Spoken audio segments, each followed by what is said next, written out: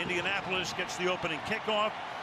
Blair Walsh will send it down a yard into the end zone. Quan Bray, and he will be hogtied at the 9-yard line. Tanner McAvoy. Great stop on special teams. Let's take a look at the Indy offense. Jacoby Brissett, North Carolina State. Frank Gore, the U. T.Y. Hilton, FIU. Dante Moncrief, Ole Miss. Kamar Aiken, Central Florida. Jack Doyle, Western Kentucky. Anthony Costanzo, Boston College. Jeremy Vinovich, Louisiana College. Deshaun Bond, Warren Central Warriors. Jack Muhort, The Ohio State University. Joe Haig, North Dakota State. Can that offensive line produce some holes for the running game? Can they protect Brissett? Each team has offensive line issues coming into this one. Frank Gore is the running back. Longtime 49er, 13th year in the league. They hand it to him. Looks for a crease, picks up about 4 up to the 13-yard line. Jacoby Brissett, picked in the 3rd round by New England. So he goes there last year. Tom Brady is suspended. Jimmy Garoppolo starts a couple of games, gets hurt. Brissett comes in, wins a game against Houston, then he gets hurt in a loss to Buffalo. He's the number 3 quarterback in training camp. And a couple of days before the season was to start, they made the trade. Phil Dorsett, the receiver, goes to New England. Brissett comes here. Last week, 3 touchdowns for him, 2 on the ground and 1 through the air. 4-man rush, and Brissett will get it away as he was about to get sacked. Duran Reed comes in and had his arms around him, and he gets it away. It's 3rd down and 6. One thing you do not get is a free pass in the middle of the field here against the Seahawks. Watch as these receivers come through the middle of the field tonight, and you'll see that first easy look is not much of an easy look. And what's not easy right now is the center, Deshaun Bond, who is taking the place of Ryan Kelly, who is their regular center but is hurt. So that is Bond, who is a rookie out of Cincinnati and has been doing a pretty decent job in that interior. So an offensive line that has all kinds of issues now has another one.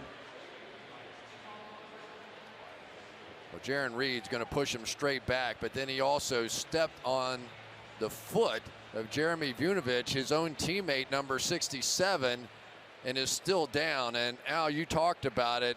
It's one thing to go to a rookie as a backup for one of your best players in Ryan Kelly. It's another thing to go to a 3rd center at this point in the game in this stadium. And that 3rd center is the guard, Adam Redmond. Back after this.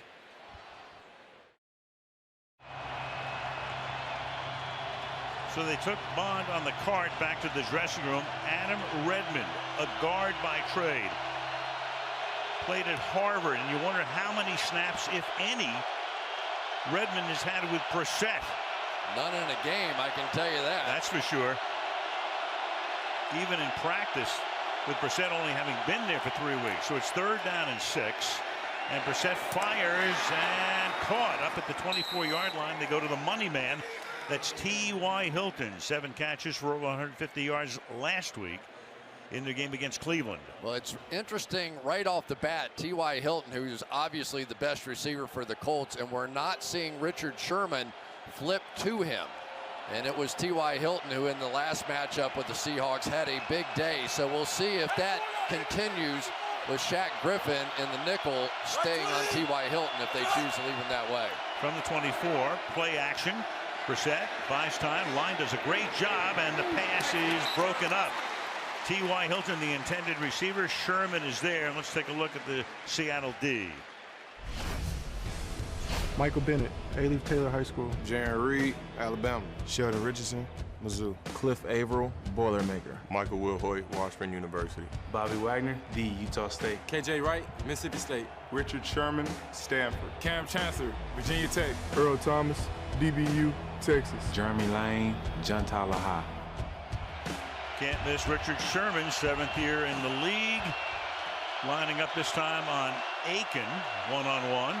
2nd down and 10. And Frank Gore takes the inside handoff for a gain of 1 to the 25-yard line. It'll be 3rd and 9. Bennett is there to stop him. Chuck Pagano, the Indy coach, in his 6th season at the helm. All right, here we go with Michael Bennett. And of course, anytime you start with this defense, you start with Michael Bennett. And Anthony Costanzo, without question, is the best run blocker on this Colt offensive line. But the quickness so many times of Bennett, just too much for offensive linemen.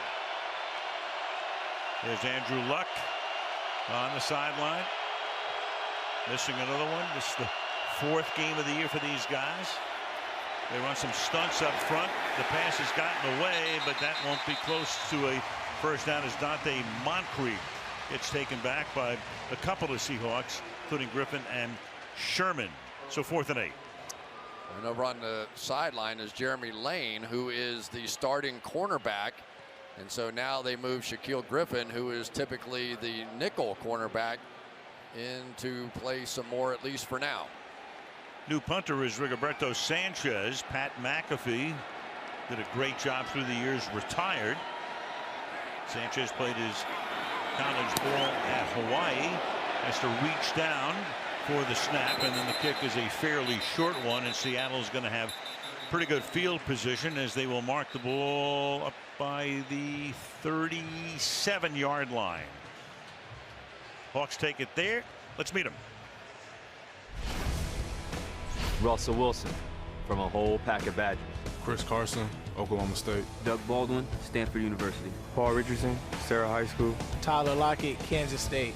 Jimmy Graham, the U. Reese Obiombo, Boise State. Luke Jokel, Texas A&M. Justin Britt, LHS, MIZ. Ode Ibushi, Wahoo. Jermaine Ifedi, Giga Maggies. So the rookie Carson is the running back. And we take a look at him as he gets smacked at the line of scrimmage. But he has taken over with a team that has Eddie Lacy and Thomas Rawls. Rawls is a healthy scratch tonight, and Carson has won the starting job, at least for the moment. Yeah, and he is the one they're all talking about right now. I mean, basically, we've heard from several people, including Russell Wilson, that thinks he could be a Rookie of the Year candidate. 2nd down and 10. And they give it to Lacy, the former Green Bay Packer, for a very short gain. It'll be 3rd and long. So Russell Wilson now in his 6th season from a whole pack of Badgers, as he said, but before that North Carolina State. 5 TDs and no interceptions. So the numbers are pretty good. But this is a team that didn't score a touchdown until the 8th quarter of the season. And then last week a couple of TDs at the end as they tried to catch up but couldn't take over in the game at Tennessee. Titans won it. And the Seahawks come in 1-2. 3rd down and 8.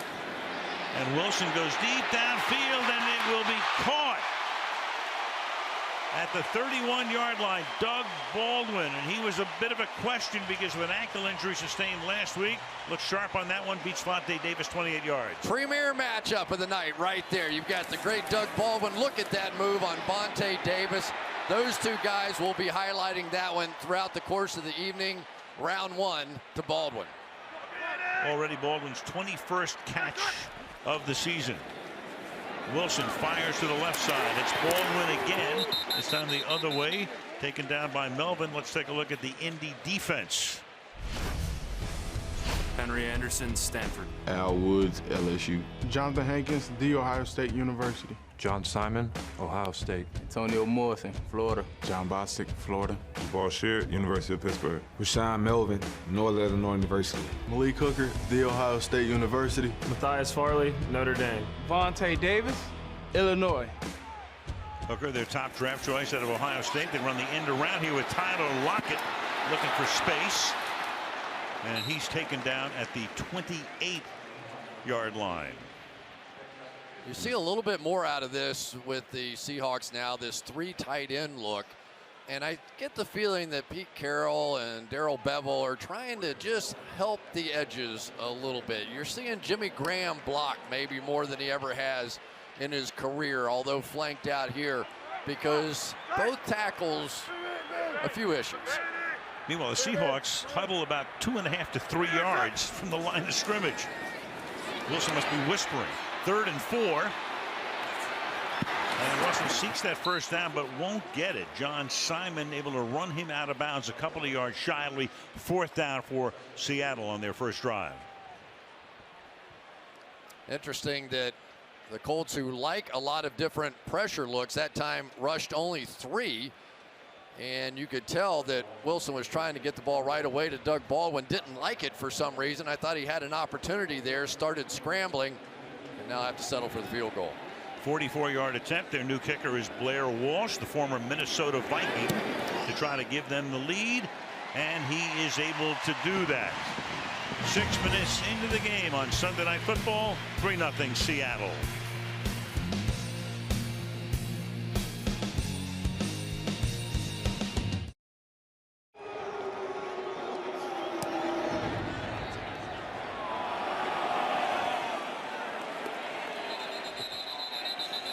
Touchback.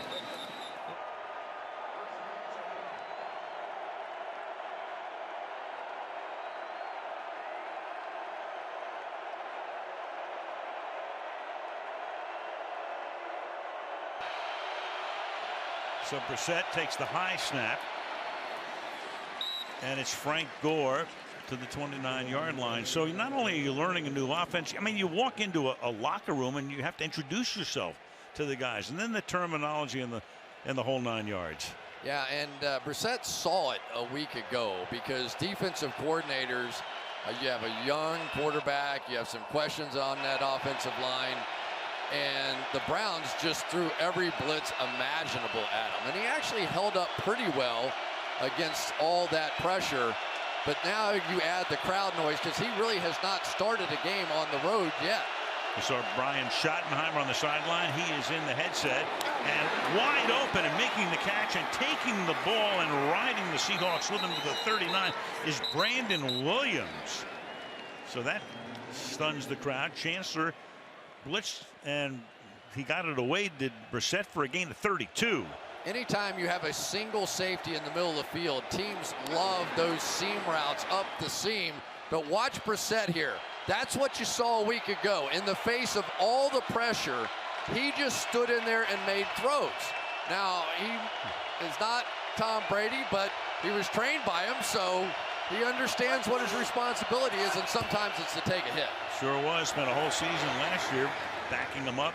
Here's Gore, gain of 3. We go to Michelle. Well, Brissett's rookie center, Deshaun Bond, is out with a knee injury. Also out, guys, starting corner Jeremy Lane. He's got a hip injury, so that secondary takes a big hit, guys. It does. And with Lane out, that means we'll probably see more of Shaq Griffin, who's number 26. And there he is. So now you wonder if you try and go a little more 3 wide receiver stuff to force them to put another corner out there that's not used to playing as much. Instead, just 2 here, left and right. Movement is up front to some action. And we're going to get our first flag of the game. Referee tonight is Brad Allen.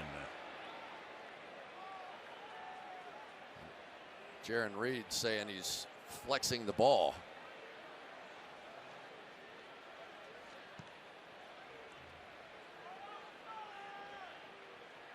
Center's going to put his left hand up. False start. Offense number 61. 5-yard penalty. Second down. Again, Redmond, a guy who goes from backup guard to center because of the injury to Bond. You know, he had plenty of experience, though, in the preseason. 173 snaps, and most of those 123 coming at the center position. But again, the issue was that Brissett wasn't on the team at that time. Right.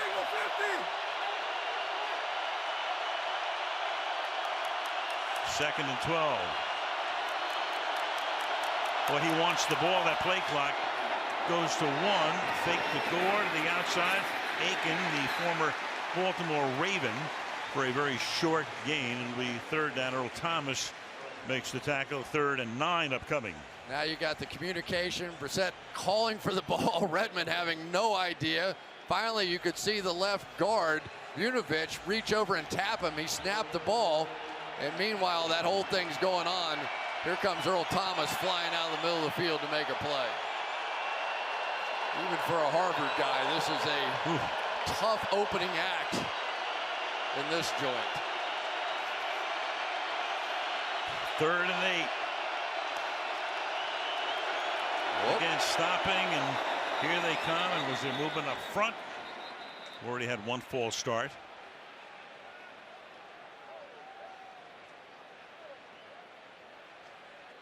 You can see the left guard, Jeremy Vunovich, having to tap the right leg of Adam Redmond in order to have the snap take place because simply can't hear it.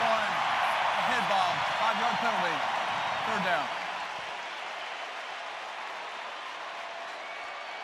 And Redmond, you've got all the silent counts, you have all the stuff that you have to work in this stadium, and here's a guy that probably took a couple of snaps all week in practice and is trying to basically do this on the fly now. I mean, just getting the snap count is something that they're going to have to figure out, and it was something Brissett had a tough time with Deshaun Bond.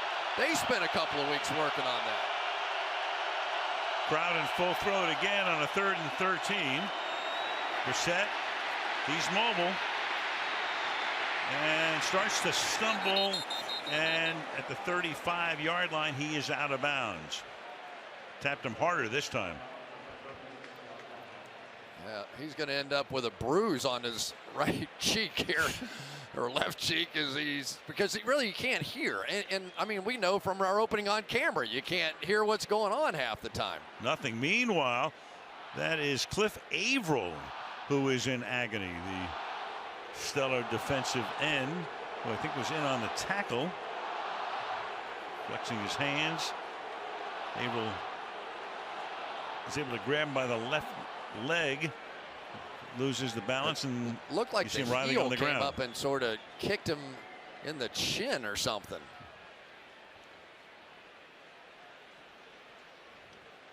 So Clark comes over to check him out. And it will be 4th and 7 at the 36-yard line when we come back.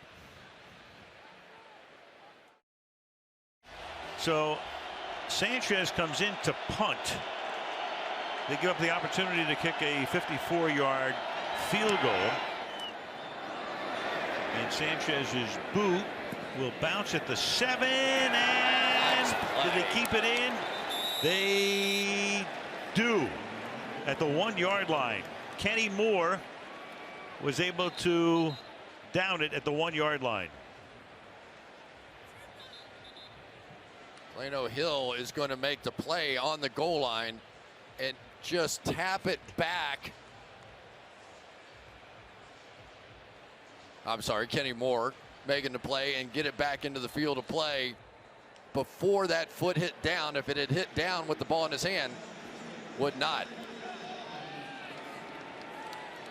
So a great play by the special teams, backs him up to the 1-yard line, looking for space. Can he get out of the end zone as Eddie Lacy has to power forward for no gain and saves 2 points. See just how close he gets. Remember, the entire ball has to get beyond the far side of that line, and it clearly does. Just does with that second effort. So it'll be 2nd down and 10. 4:20 to go, opening quarter. 3-0 Seahawks. Lacy remains in as the back. Lacy finds a crease there over the right side, takes it to the 5-yard line. 3rd and 5. So ever since Marshawn Lynch left, the Seahawks have gone through a few backs. Christian Michael looked like the guy. Then Thomas Rawls looked like the guy. He's a healthy scratch tonight.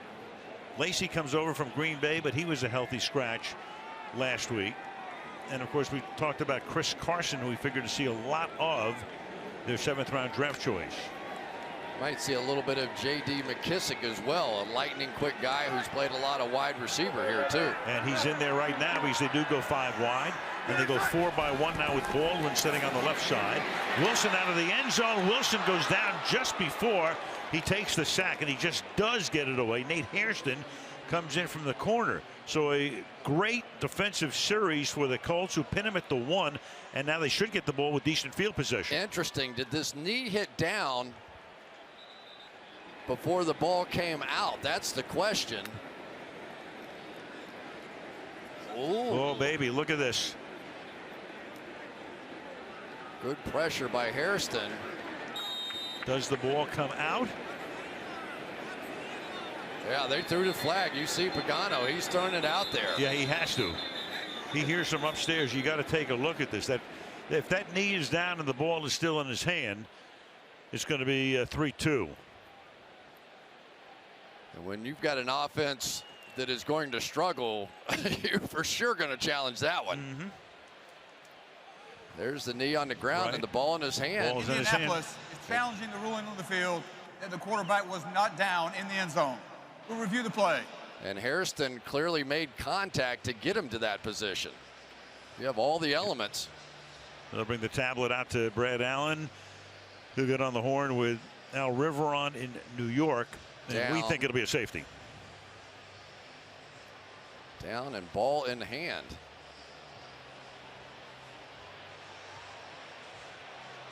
Pagano now seeing it on the big screen for the first time, and he's feeling a lot better about throwing that red flag.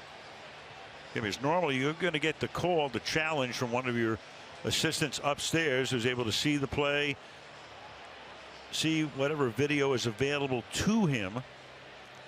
Then he throws the flag. That's what they're looking at right now in New York. So knee off, knee down, ball in hand. Yep.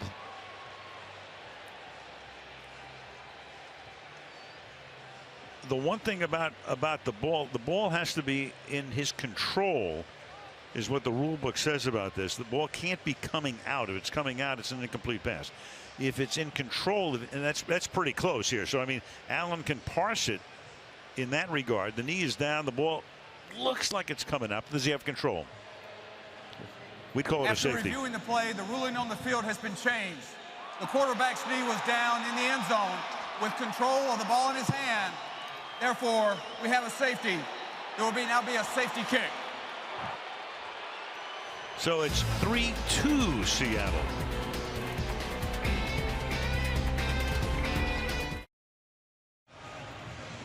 So it's 3-2.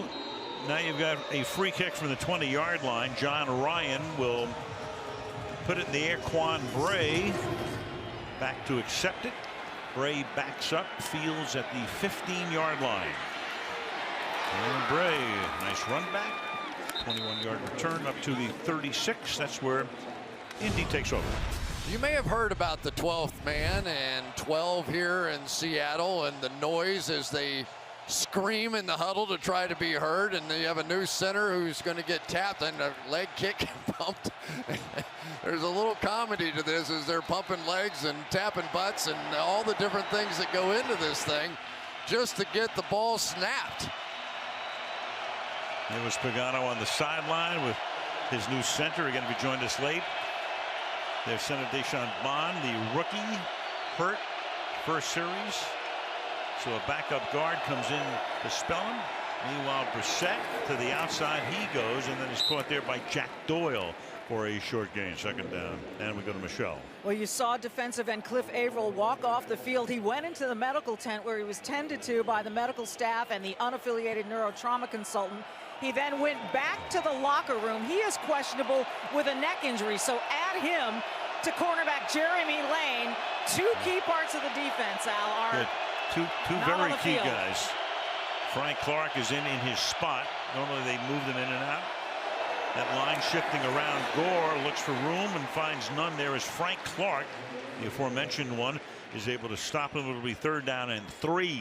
Yeah, and Frank Clark had 10 sacks a season ago, so it's not like you're going to miss that much coming around the official here. Jumping over and making a play on Gore. So plenty of athletes on this defensive line. What you lose, though, is the ability to substitute and keep those guys fresh. They ran out of gas last week in Tennessee where it was 90 degrees. Tonight it's 57. Robert Turbin comes in, the former Seahawk, in the backfield. And the pass is incomplete. Thrown into traffic. Aiken is there, covered by Shaquille Griffin, 4th down. Nicely done by Griffin, who's been moved into a starting role now with the injury to Jeremy Lane. All over that one. Maybe the throw a bit behind. You'll remember Kamar Aiken had nearly 1,000 yards a couple years ago for the Ravens. So Rigoberto Sanchez, already his third punt. The last one was downed at the 1 and led to the safety. This is an end-over-end kick that bounces backward and is downed at the 24-yard line with 2 minutes and 8 seconds remaining in the opening quarter. Well, whether you're going to the coffee shop or out on the football field, it's been Russell Wilson under pressure. And really, since he's gotten here, there has not been a season yet that he hasn't been at least the 4th most pressured, if not higher, of any quarterback in the National Football League. And it's not like of his own doing. He has had the most pressures in 2 seconds or less of any quarterback, so they're getting there very quickly. This time it's a straight drop, holds the ball a little bit longer, throws to Carson over the middle. Carson takes it to the 33. You know, we've talked about it so many times when we have Seattle. They spent so much money from the salary cap on defense. They've had to, you know, pay some high-profile offensive players as well. So who pays the price? The offensive line. Clearly, and I think that has been what, and plus now Russell Wilson had to be paid, and early in his career you didn't have to pay him. That this is a defensive-oriented team that has to make it up sometimes on that offensive line. Meanwhile, there's Carson, played his college ball at Oklahoma State. Gets by Jabal Sheard. Yards short of the first, 3rd and 1 with a minute and a half to go in the quarter. Watch this move back inside here by Jabal Sheard going against Odiombo, and that's been part of the problem. Those clean misses by Odiombo, and they have some problems other places on this offensive line, but clearly as Odiombo grows, that's when this offensive line will get better. 3rd and 1. Carson, gain of 10, picks up the first down. Carson drafted not only in the 7th round, but he was their second choice in the 7th round. He was 5 picks before the end of the draft. Watch Reese Odiombo here on this one, over on this side, coming down and making that double team, knocking to the ground the defensive lineman Hassan Ridgeway. From the 45, they put Lacey in the game, fake it to him, then a slant for a gain of about 5. Ball will be spotted at midfield, as the catch is made there by Darbo. Amara Darbo, a rookie out of Michigan, picked him in the 3rd round. Yeah, but you're going to see the ball come out quickly for Russell Wilson, and then when they want to throw it down the field, the guy I felt a little sorry for, though, has been Jimmy Graham. Everybody assumed once he got here, boy, they were going to red zone and throw a lot of touchdown passes, and it really has not happened. Play action. Wilson is going to go down, and the ball's going to come loose, and it winds up in Wilson's hand, in Luke Wilson's hand, to the 30-yard line. So a near sack. You had Sheard with him. The crowd is chanting Luke for Luke Wilson. And Russell Wilson's trying to get the line of scrimmage to run the play. But the first quarter is over. They can look at it anyway. End of the first quarter, 3-2 Seattle. So we're back to start the second quarter. This is going to wind up as a sack. So instead of a first down, it looked like he'd gotten the pass away to Luke Wilson, but his knee is down here. So Pagano has to challenge. This will be his second challenge, but he's going to win this one, which means he still has one more. But 2 challenges, both are going to be successful. Brad Allen will give us the call in a moment, but it's going to be 3rd down and 8 when the second quarter begins. Al Michaels, Chris Collinsworth, Michelle Tafoya on Sunday Night Football. 3-2 Seahawks to this point. And the guy who's having a monster first quarter is Jabal Sheard. Maybe you say that about Chuck Pagano too. He has to be thrilled to come out and lose a second center to go with your young quarterback and to have it 3-2 in the first quarter. We've seen so many teams, good teams, come in here with experienced quarterbacks and get avalanched in the first quarter against Seattle. And for him to come out 3-2, I think he's feeling good. After reviewing the play, the ruling on the field has been changed as the quarterback was down prior to tossing the ball. Therefore, it will be 3rd down from the 47-yard line to begin the second quarter. And it'll be 3rd down and 8, and it's clear cut. Watch Sheard here once again. He has been in the backfield. He has been making people miss, that time pushing Luke Wilson around and scooped and made the play. And he has been a major upgrade. He and John Simon on the outside of this defense. And then, of course, they upgraded, spending big money, really, to get some guys, Jonathan Hankins over here, and Sheard and Simon. And Bostic and Margus Hunt. So they've spent some money to get tougher on the defensive line, and it's paying dividends. Yep. Well, the Seahawks 28th in the league on third and what would be long, 7 or more, the situation they will be confronting right here. And Chuck Pagano telling us last night, Chris, that we have to weather the storm. You can't get avalanched, as you put it, early on and be down 14-0 within 5 minutes. Yeah, I mean, Chuck Pagano is a fan of football. He watched enough games to know exactly what's going on in this place. And so it'll be, I think he's happy. I think he's really happy. And now he just has to sort of get his new center settled down a little bit. Adam Redmond, work on that on the sideline. And he's got to be excited with the fact that he's hanging in here. Well, the Seahawks again huddled about 2 yards from the line of scrimmage. 3rd down and 8 from the 47-yard line. Trips to the right. 3 receivers bunched that way. Wilson chased again. You got a flag, and that's going to be caught at the 40-yard line, but the flag is where holding normally is called. Lockett makes the catch. Brad Allen will go back to the microphone. Holding. Offense, number 76. 10-yard penalty. Remains 3rd down. Jermaine Ifedi, the right tackle. You're going to see it right here.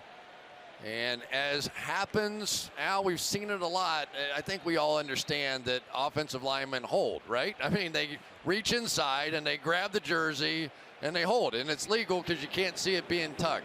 The minute the quarterback escapes out to the right-hand side, what happens? Well, that jersey stretches away and the officials see it. Offensive lineman hold. Hold on, I'm going to write that down here. It's pretty deep. Okay. 3rd down and 18. 3 wide. Dime defense here. 4-man rush. Wilson fires, caught 50-yard line, but short of the first down. Tyler Lockett broke his leg toward the end of last season. Making the grab. It'll be 4th and 5. Well, and what happens is you end up wasting your top receiver in that kind of situation. Watch Jimmy Graham on the outside. They've got a chip with him to help the tackle, so there he is. But basically, he's out of the route now as far as trying to pick up that first down. John Ryan, 12 years in the league, 10 of those here. To punt. Quan Bray back to receive it. Some backspin on it. Fair caught at the 15-yard line.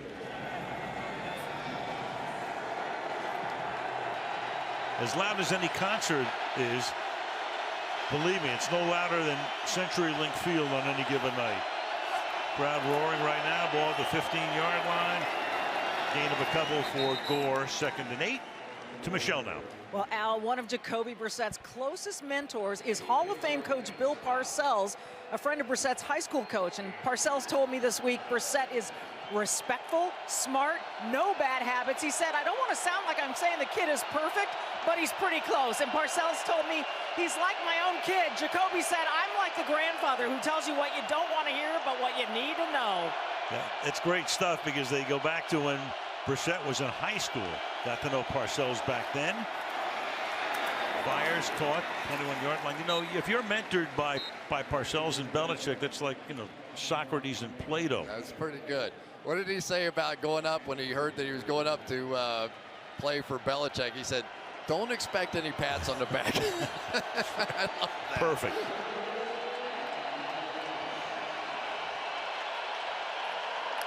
Checking out the playlist.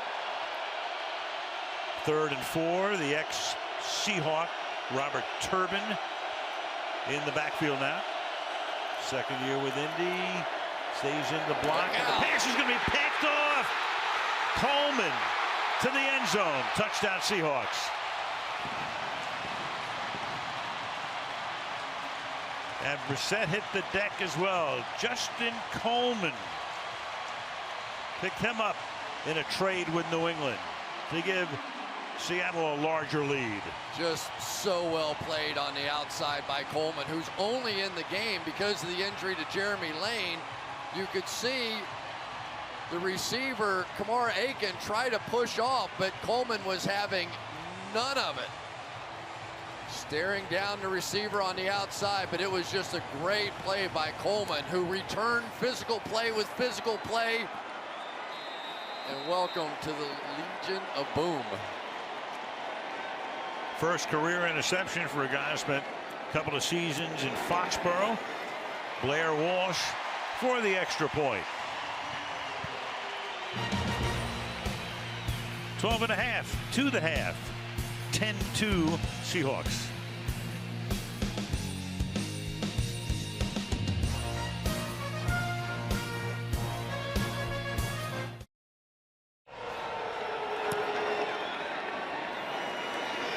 Kickoff fielded a couple of yards in by Bray. Quan Bray out to the 20-yard line. Hill makes the stop.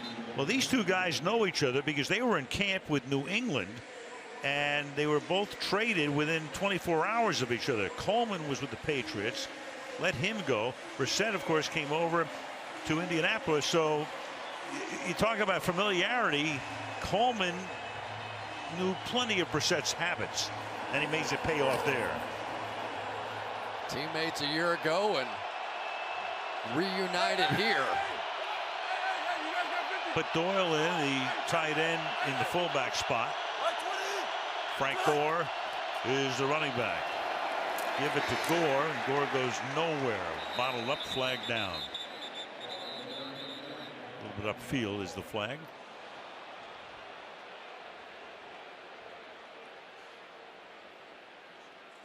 Pete Carroll, 8 years now here in Seattle. Here's Brett Allen. Holding.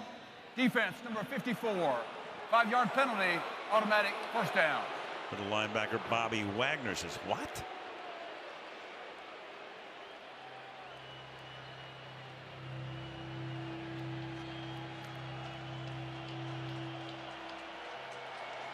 Yeah, right down here, take a look at Jarran Reed, and you can see that jersey being pulled right there. Sort of, kind of.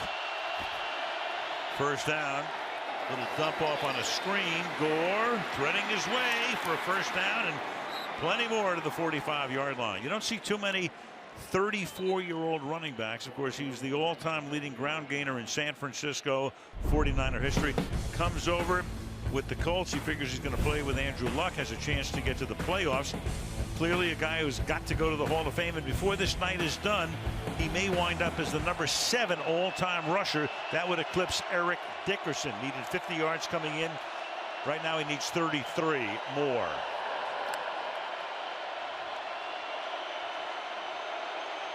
Turbin comes in as Gore goes to the bench. First down at the 44-yard line. Play clock at 1. Give it to the ex-Seahawk, who played his college ball at Utah State with Bobby Wagner. Gain of 3. Take a look at Gore and look at some of those guys. Emmett, Walter, Barry, Curtis Martin, LT, Bettis, ED, and Mr. Gore ahead of Dorsett and Jim Brown. 95 consecutive starts coming in, and I think this is his 100th straight game, right? Right. Which is the equivalent of more than 6 seasons. So he avoids injuries as well.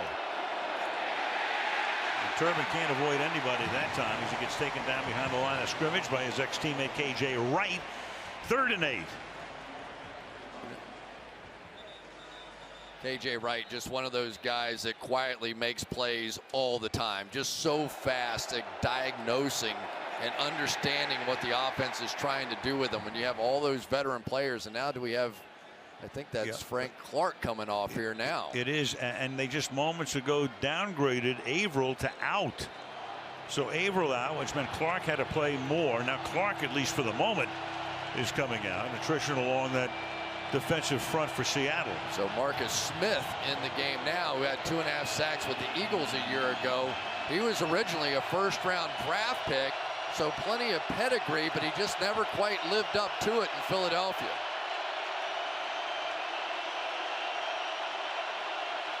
Third and 8, blitz coming. Brissett hangs in there and then through the hands of Aiken, and a flag is down. Flag deep downfield, and it's going to be against Seattle. Holding.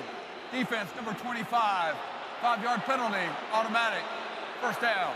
That's Richard Sherman's. Instead of a fourth down, now first down for the Colts. And you'll see Sherman get his hand wrapped around the helmet there. And then maybe a little tug right there on the backside of it. Richard didn't much like a call a week ago against him and ended up with 3 penalties on the same play. And then a $12,000 fine and another penalty down the line. Ball at the 49 on first down.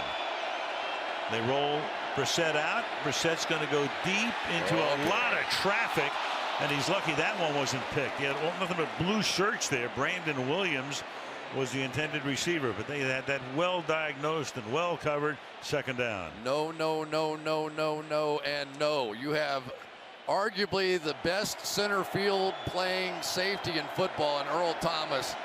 Well, as soon as I saw him stop, I said, uh-oh. Just lucky you got away with one there. You had Will Hoyt there, you had Thomas there, you had Wagner trailing the play. Gore back in on the 2nd and 10. And Brissett under pressure. And tries to fight his way back to the line of scrimmage. A little bit short there. Gain loss of a yard or 2. Third down and long. Yeah, it's never going to work like this. Jacoby Brissett has to get the ball out of his hands. We've seen too many Seattle games in this building to think that you can hold the ball for this long and this offensive line is going to hold up.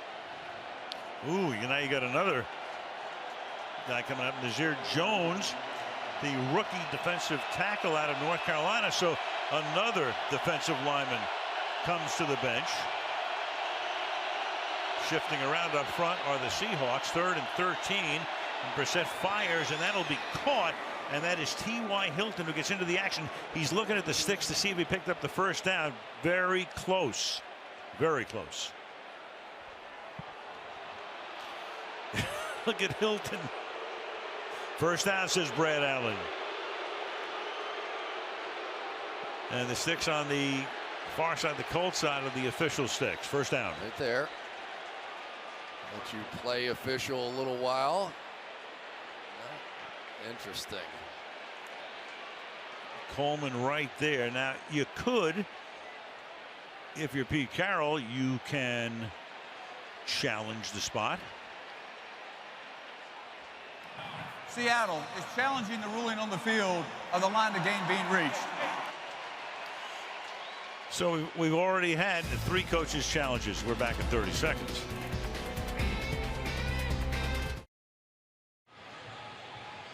Question is, where is forward progress stopped? Clearly the catch is made. It appears it's very, very close to a first down. Here it is. Is there enough to overturn this? And where is contact? Contact is there. Now, has the ball reached that marker? That's one thing you can see. So you want to do your own drawings there. It matters most because T.Y. Hilton was coming back towards his quarterback just a bit. So here, no contact yet. So any momentum might carry that thing. But, boy, that is going to be tough to overturn. And we've talked about it. We've seen a little bit more of letting them stand at T.Y. I don't see enough to overturn this. Yeah. I mean, it's After close. reviewing the play, the ruling on the field stands. It's first down. Seattle is charged. Timeout. And uses their first challenge. So with all this time left in the game, each coach is down to 1 challenge. Pagano has 1-2, so he gets the 3rd. Pete now down to 1.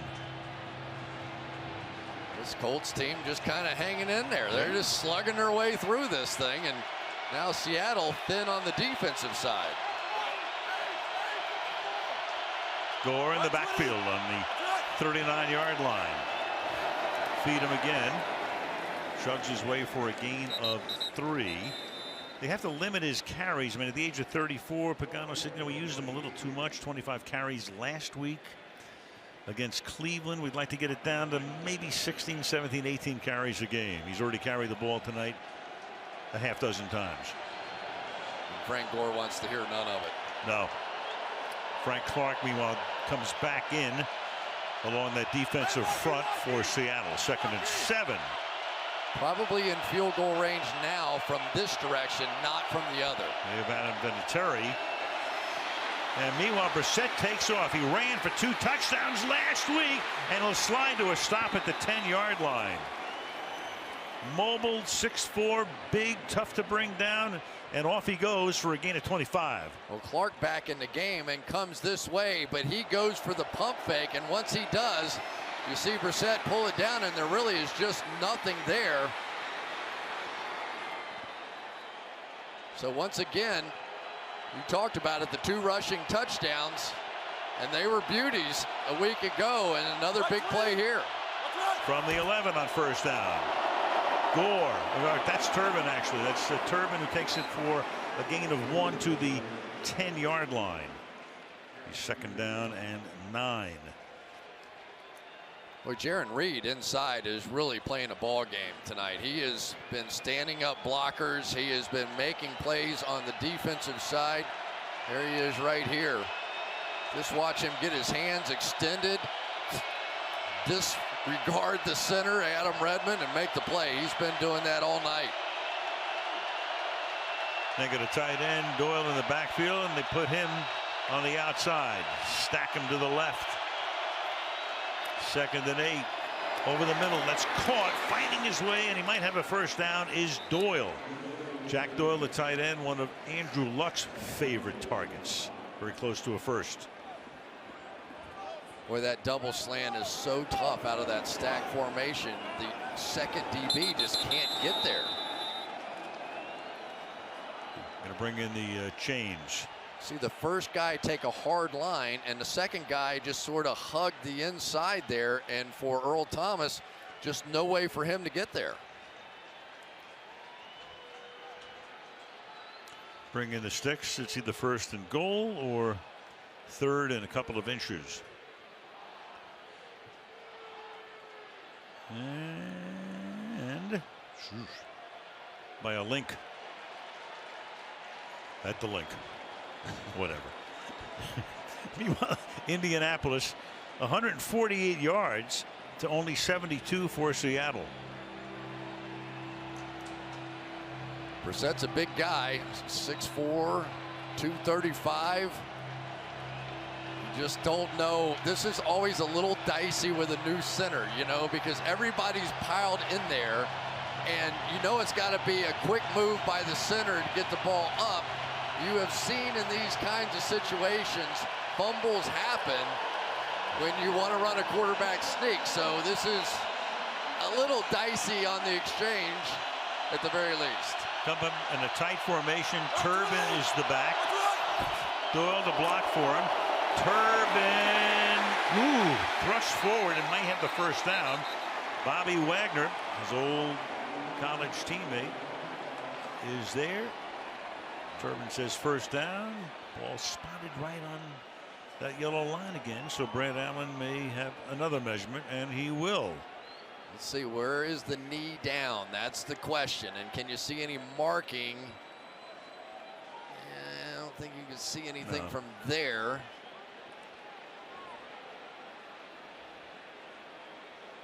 Everything becomes obscured at that point. Even if you see where the knee goes down. Where's the ball? Look at this. He needed a link and got it. That's going to make it 1st down and goal. You know, you have to be impressed with Jacoby Brissett, too. Come out, you throw the pick 6. It's like, oh, okay, well, you know what? This is going to be the avalanche. This is going to be the whole thing. Comes right back the next drive, makes that big run, makes a couple of plays, gets a little help on some penalties, and here they are. And a 2-to-1 time of possession ratio. This drive approaching the 7-minute mark. Turbin is the back. Give it to Turbin. Tries to work his way through a ton of traffic. No signal yet. Now there is. Touchdown. Line judge had to come in and take a look inside the pile. So what a drive. A 7-minute drive. 80 yards, 12 plays, nice balance, 7 runs and 5 passes to make it 10-8. Another look here. Let's take a look and see, does he get across the line? Well, Pete doesn't have to challenge because it's ruled a touchdown, so it's automatically reviewed. Did that second push get him in? And it's so close. Remember, that's in. Yeah. You can see that from there. You can? Yeah. Well, you could see that, I think. Hell no. 87 bodies in there. It's ruled a touchdown. No way they'll overturn it. And now, if they confirm the touchdown, they're lined up to go for 2. So normally, this early in the game, you'd go for 1 to make it 10-9. But Pagano says, we just moved it down the field. We'll try to tie it right here. TD confirmed. Got Hilton in the slot to the left. Empties the backfield. And you got Sherman on a back, so T.Y. Hilton one-on-one. And Brissett will throw, and that's knocked away. Cam Chancellor knocked it away from the tight end Doyle. So they settle for the 6. 5.5 to go in the half. 10-8 Seattle.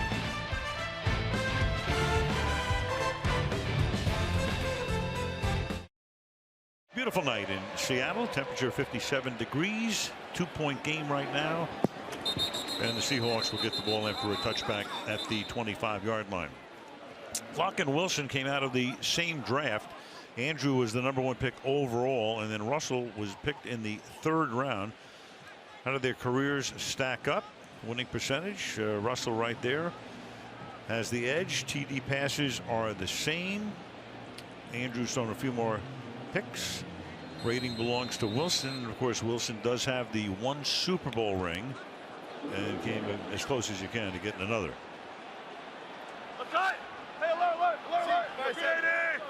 That he did. From the 25-yard line, they start with Carson, and he will go nowhere as he is taken down by a bevy of white shirts for no gain. 2nd and 10. I'll tell you what, this kid, he's not a rookie because he's a 2nd-year guy, but Jacoby Brissett. We were with him last night. It's not too big for him. Clearly is not, and I'm sure he's mad about the pick 6 that he threw. But then to come back and answer like that, I think I understand a little bit why Bill Parcells likes him so much. 2nd and 10. And Wilson, very mobile. He'll slide to a stop. Where he begins his slide is where they will mark the ball. So it'll be a yard or 2 shy of the 1st down. 3rd and a deuce. The goal for the Indianapolis Colts defense tonight is very simple. They want Russell Wilson to beat them as a traditional quarterback. They want him standing in the pocket, throwing the ball. We saw a week ago all kinds of 5-man pressures and blitzes and loops and all that. We haven't seen that here tonight. What we've seen is sort of, let's just keep them in the pocket and see if they can beat us with a traditional passing game. 3rd and 2. Wilson is 5 for 5. Secondary does its job. Wilson escaping, seeking the 1st down, and he has it. As he does so often, Russell Wilson, tough to bring down. 1st down. The hard part is watching him go backwards and making plays. So you get this wall built in front of him, and then he runs straight towards his own goal line, loops around, and picks up the 1st down. That's what makes him so frustrating. And a lot of times, the deeper he is in the pocket, the more dangerous he is, because then the pass rushers get on different levels. From the 37, there's the fake to Lacey. And Wilson's going to air it out downfield, and it's going to be tipped, and is it intercepted? Wow. Yes! What a play by Farley. The 2nd-year guy out of Notre Dame, tipping it, collecting it, and staying in bounds. What a play!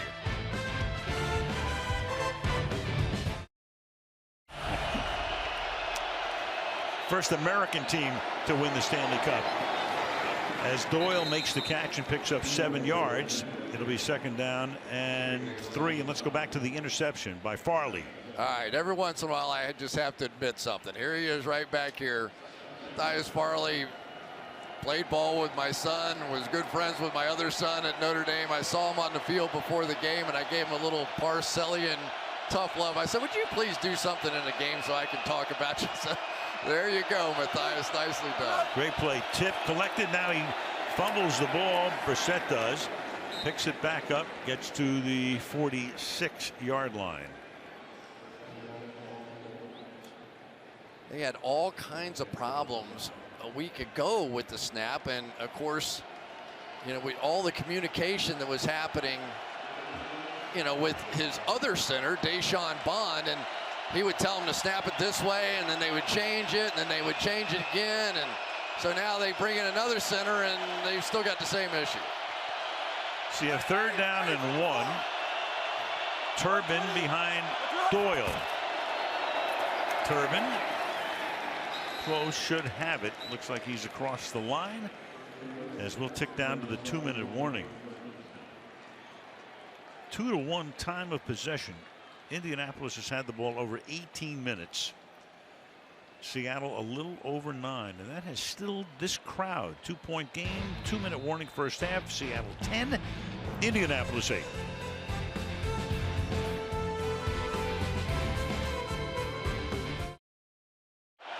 The ball at the 44 on 1st down. Off the fake. Chase throws incomplete, out of bounds. Chased by Frank Clark. 2nd down and 10. There we go. Adam Redmond, he's had a few issues so far tonight, but not on this one. Nicely played here. Good protection inside.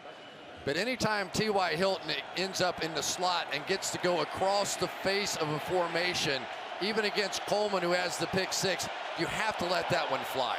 I mean, you have to understand there is one unique player on your football team, and it's T.Y. Hilton. He gets that matchup. He's got to get the ball. Caught 2 tonight for 24 yards. 2nd and 10. Set up a little screen here to Gore.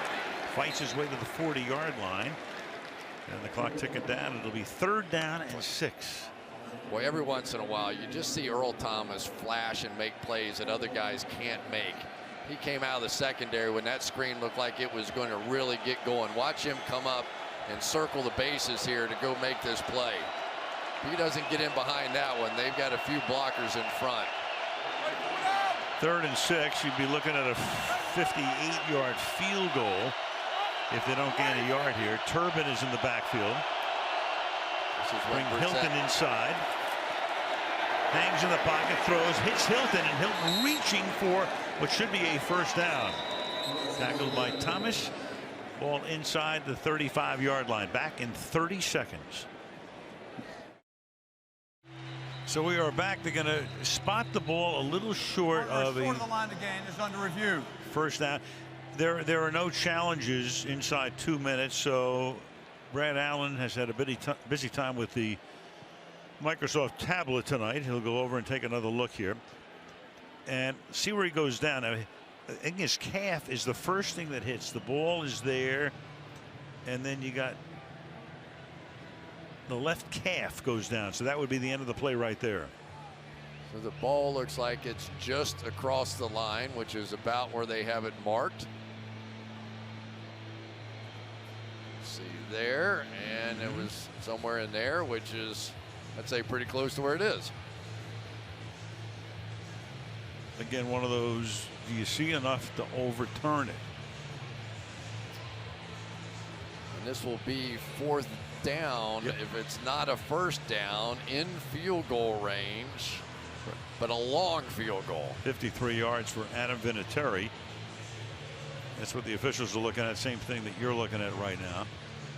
And on the field before the game, Vinatieri was kicking from 58, 62. That direction.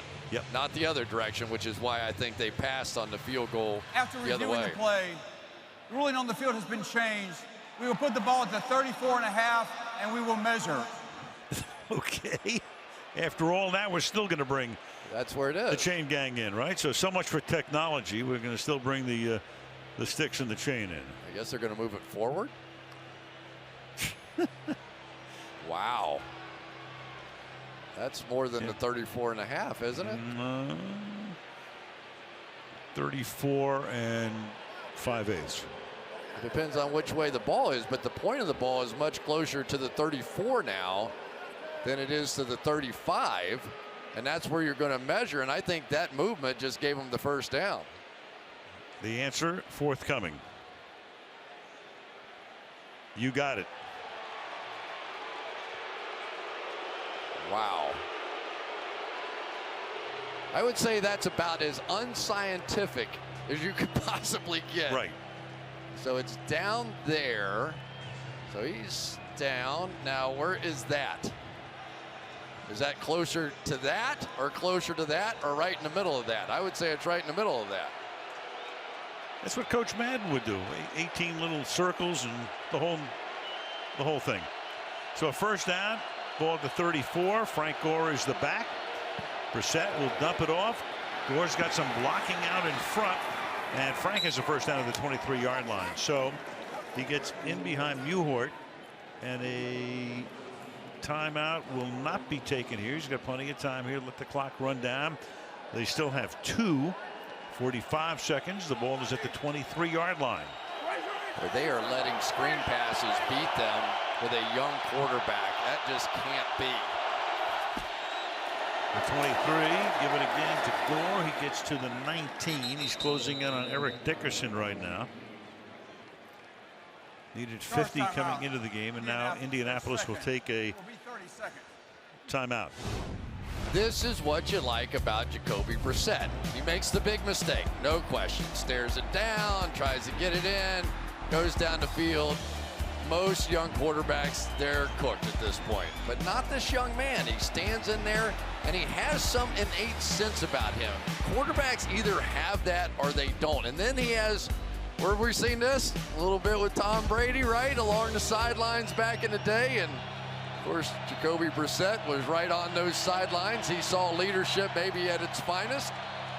And here he comes back in to lead the troops one more time. Ball at the 18 on a 2nd and 5.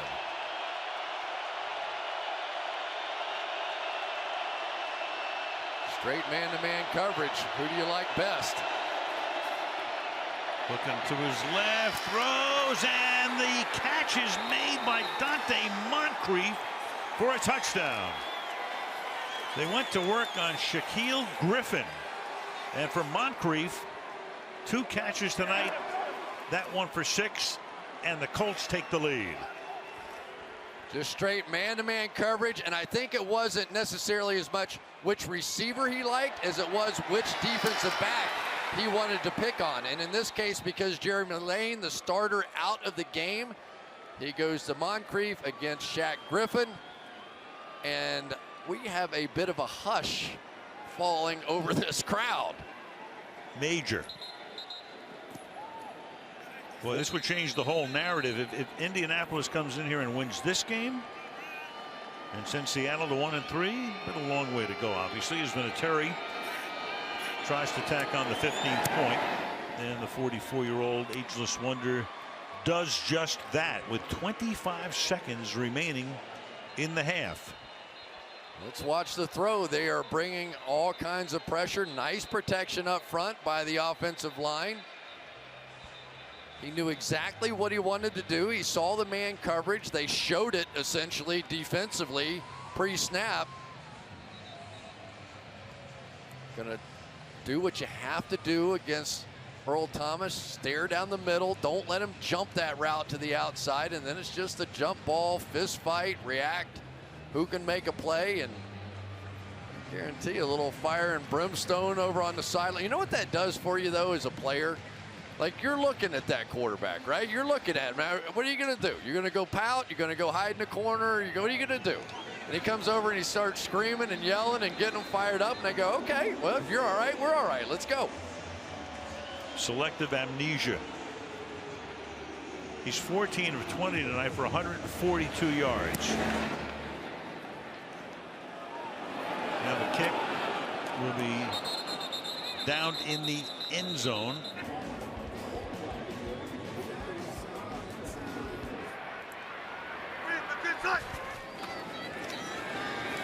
Wilson in the pocket, and then he's going to dump it off. Carson trying to get out of bounds.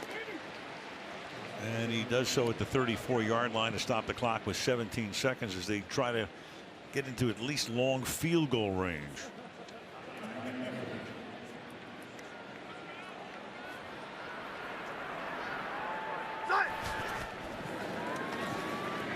Russell fires over the middle.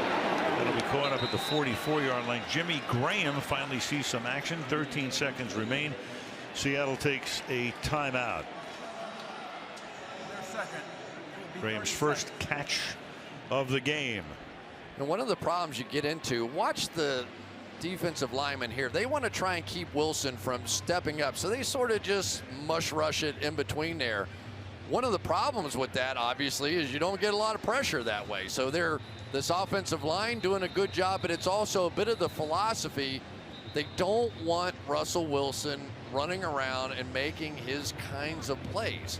So they're sort of willing to sit there and force him to make throws from the pocket to see if he can win. Seattle with the timeout, so they can work the middle of the field as they try to get into field goal range. Ball at the 44. Wilson, plenty of time. Pump fakes, goes deep downfield, and open and making the catch at the 19-yard line is Paul Richardson. He gets free. They can take a timeout and at least try to tack on a three-pointer. What a play that time by Russell Wilson. Knew exactly what he wanted. He's working on the outside on the safety. Darius Butler over here on this side. They're going to run a route right down the middle of the field here. I think that's Baldwin right there. Holds him just long enough. Knew he wanted to go the entire time. That little pump fake bought him just enough time to get it in. You could see him staring down Butler the whole way. Knew exactly where he was going with the ball, and now has him in field goal range. Gain of 37. Now you've got a 37-yard field goal attempt coming up for Blair Walsh. John Ryan to hold it. And timeout taken by Indy. Let's go to Michelle. Well, Blair Walsh during the pregame warm-up was disastrous kicking in this direction. He missed 4 attempts, 1 from 38 yards. Now, he told me his long in this direction was 55, but in the pregame he only converted a 47-yarder. So this is still one to watch, Al. And not only that, Michelle, but of course Walsh is the guy who missed as a Minnesota Viking what would have been a game-winning kick in the wild card game a couple of years ago against the Seattle Seahawks. Yeah. They let Stephen Hauschka go. They signed Walsh. 37-yard attempt here. Ryan to put it down. And Walsh's kick. Boy, I tell you what, Michelle, you were right on the money. Look out. Eesh. End of the half with the score 15-10, Indianapolis. End of week number 4. So Seattle gets the ball. Tyler Lockett back to receive. Rigoberto Sanchez, rookie from the University of Hawaii, the kickoff man and punter, sends it down to the end zone. Returnable from the goal line. Lockett cannot get to the outside. Taken down at the 15-yard line by Krishawn Hogan, and we go to Michelle. Well, Seattle kicker Blair Walsh, who missed that 37-yard field goal attempt just right before halftime, came out on the field minutes into halftime to start working on his kicking again. And during that work, he missed 6 attempts, including his first 3 in a row. Al, you can't help but feel the ghosts of games past. Wow, and there's one right off the upright. And you said it just before the half, Michelle. Having trouble in the warm-ups tonight. Missed at the end of the half, and now Wilson starts the second half with a 7-yard completion to lock it up to the 23-yard line. It's interesting, he was missing them all left, and he missed the kick before the half to the right. And you just wonder, can you ever really overcome the emotional scar of missing a game-winning kick in the playoffs? You know, it's just it's tough. It's tough emotionally because it's always going to sit there in the back of your mind. 27-yard attempt that day. Second down and 2. Richardson. That's the first down. Back to Michelle. Well, Chuck Pagano told me a lot of things are going the Colts' way, but he is really impressed with his defense, telling me they're executing, competing their butts off, pressuring Russell Wilson, stopping the run, and getting off the field on third down. A pretty good recipe, Al. Oh, yeah, and Chris talked about it at the very beginning of the show. The recipe for an upset would probably be on that side of the ball. The flag here. And we'll get the first call of the half from Brad Allen in a skosh. Tripping. Offense, number 75. 10 yards from the previous spot. Second down. That's Boucher, the right guard. Yeah, no, Boucher is the guy they put in and thought really solidified things on the offensive line a week ago. Just his smarts alone really helped. So here he is going to get the cut block and see the very end there. He'll just sort of kick that leg out, and that's exactly what they saw. Hasn't been huge issues on the offensive line. The real issue has been the defense hasn't been able to get off the field in the first half. In the same way that Tennessee controlled the ball on them, so did the Colts. 2-to-1 ratio in time of possession. 38 plays run by Indianapolis and 23 by Seattle. Flag is thrown here. Wilson just flings it deep downfield. The flag thrown there. So you got a penalty before the pass and contact after the pass, and let's see which way we're going to go.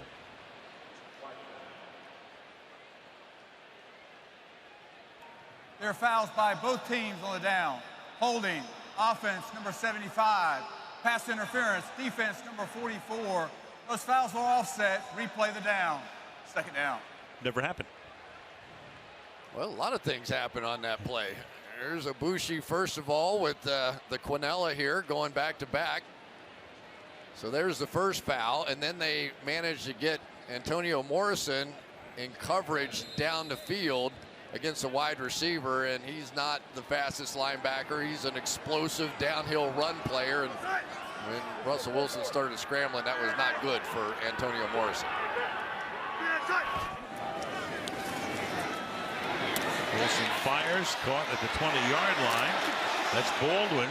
Flag down again. That would have been the third catch if it stands for Baldwin, who gets into it with one of the Colts.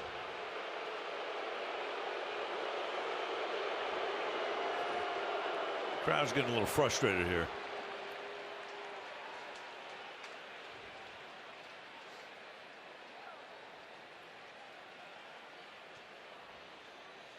Now you go down here and you make a right. Then there's a cul-de-sac. Illegal use of the hands, hands to the face, number 93, defense. 5-yard penalty, automatic. First down. So that will take the ball up to the 19-yard line. Penalty on Sheard. Yeah, you'll see it. Sheard coming up and getting the hand up underneath the face mask there, and so they're going to call that one. He's trying to push Ifedi back into Russell Wilson. So now Carson in the backfield. First down from the 19-yard line.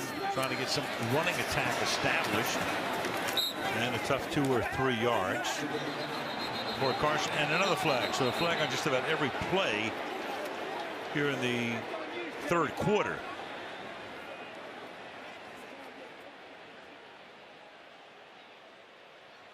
After the play was over, personal foul, unnecessary roughness, number 95, defense.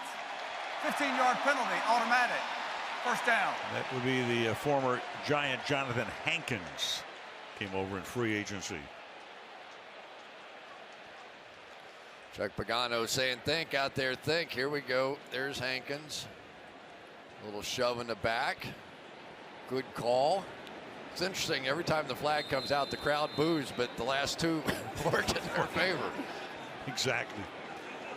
Penalties dead even. 4 accepted for each team for 30 yards. Eddie Lacy is the running back. Off play action. Buying time. Fires over the middle. Caught. Richardson. First down at the Indianapolis 42-yard line.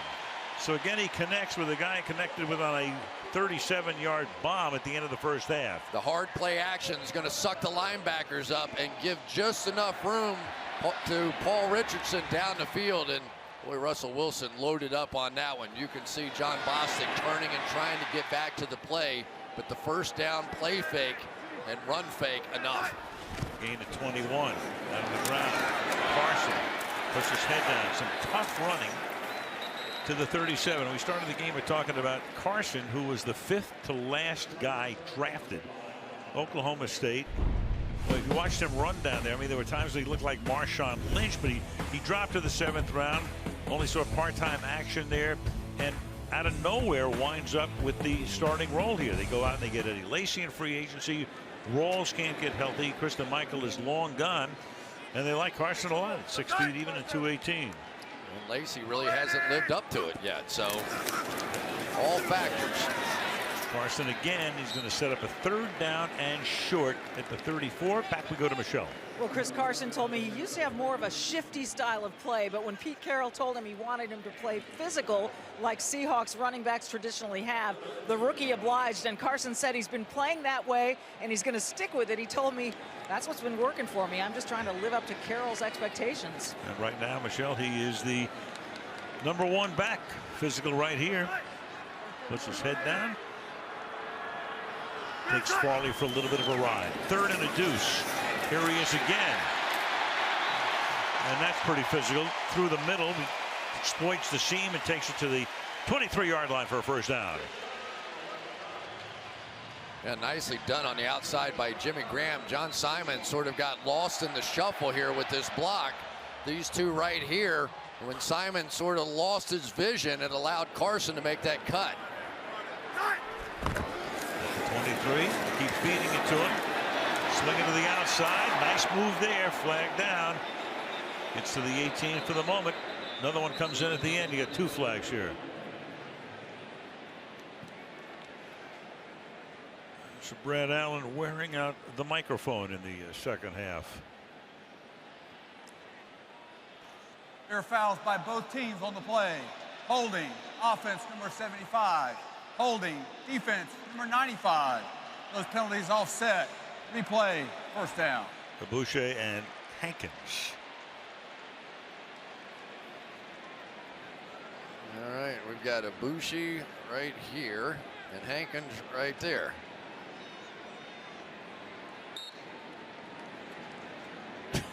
You tell me. I couldn't figure out which one to watch. What's that move though by Carson?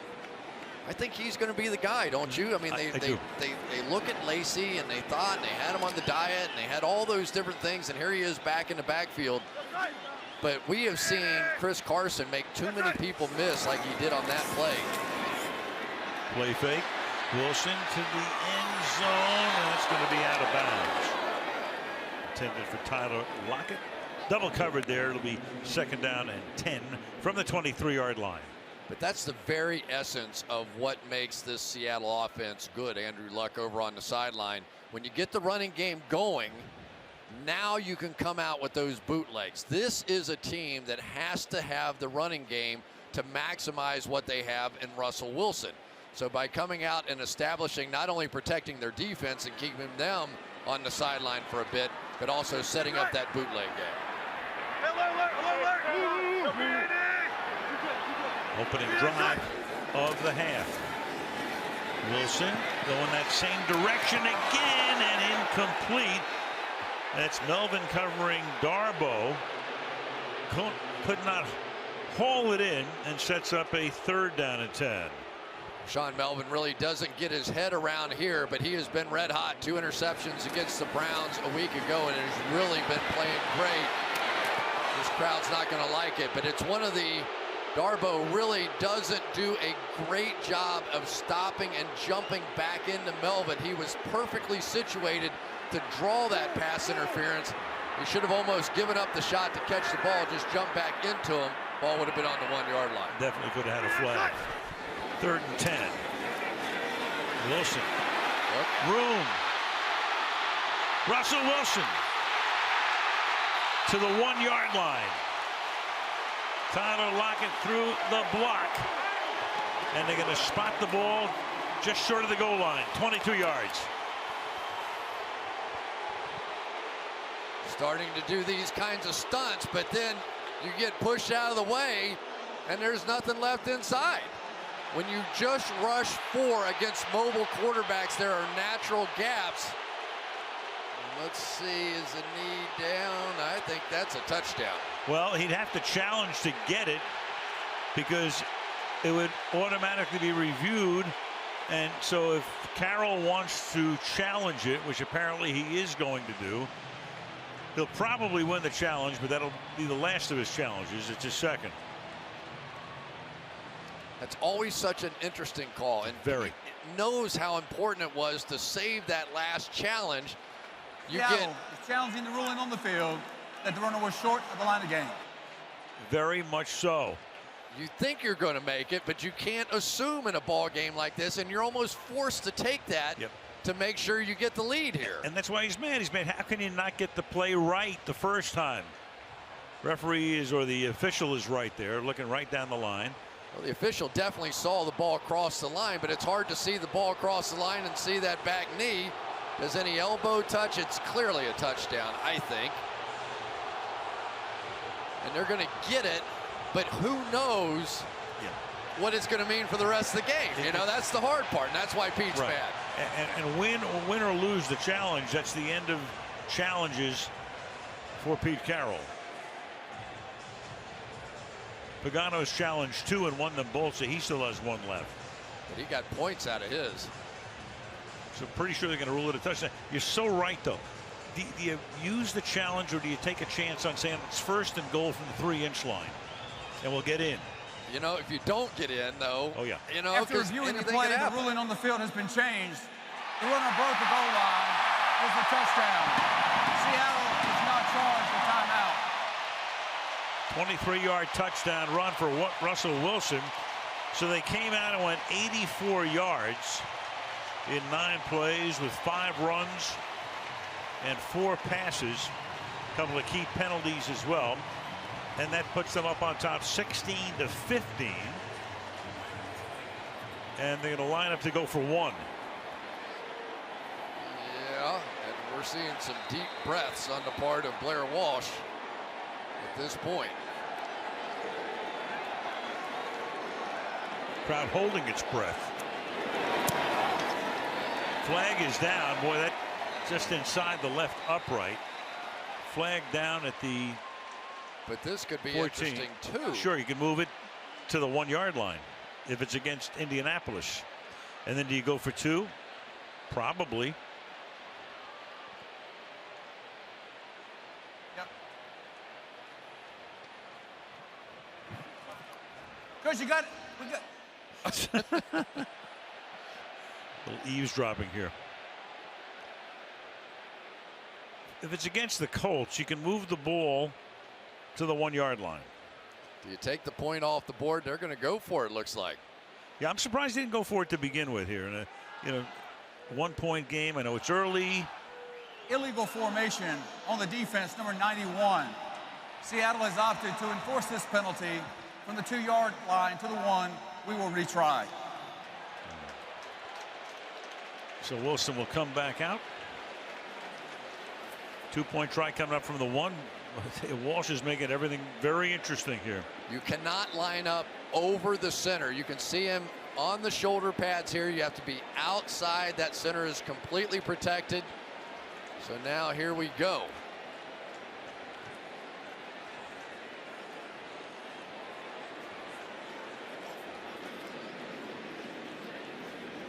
Russell's going to help him out a little bit now. Well, look at that. 1 out of 8 in 2-point conversions in his career passing. Of course, he has the option here, obviously, of having Carson carry the ball into the end zone, or he could carry it in on a quarterback draw. Here we go. And he'll take it, and wide open for the 2-point conversion is Doug Baldwin.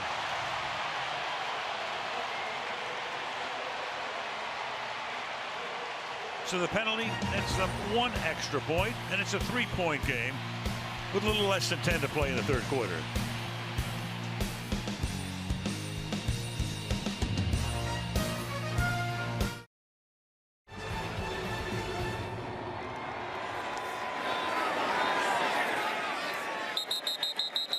It's a touchback. Bray in the end zone. Back to Brissett. Yeah, Jacoby Brissett. We'll take a look at his throwing motion. Not much wasted motion there. I'm going to guess his time is pretty good. .33. That ranks right up there with some of the best in football. So he has the size. He has the release point. He has the ability to look off Earl Thomas in the middle of the field. And he has the ability to throw touchdown passes. A little Tom Brady head bobbing, firing up his team and screaming in the huddle so somebody can hear him because the crowd is now back. Brissett, a kid who started his college career at Florida, 2 years there, and then to North Carolina State, where Russell Wilson started his college career. Nice play fake to Gore, pass to Doyle, short gain out to the 29-yard line, gain of 4.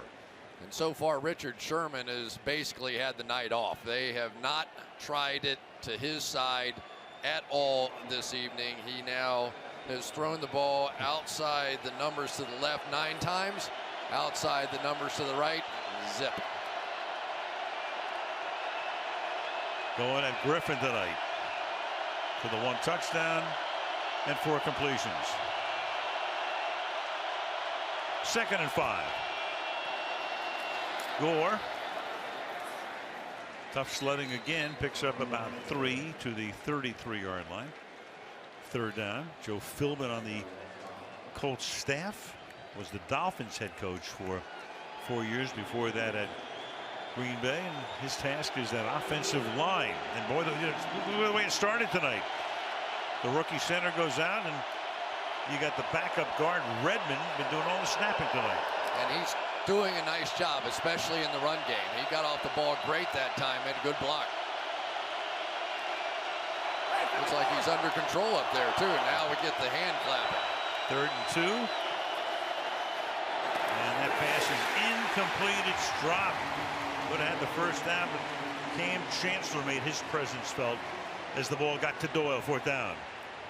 It's a great throw. Let's see whether or not Chancellor got his hand in here or not. Gonna break to the out. All over it. I think that's just a drop. And he had a couple drops last week too, and a fumble.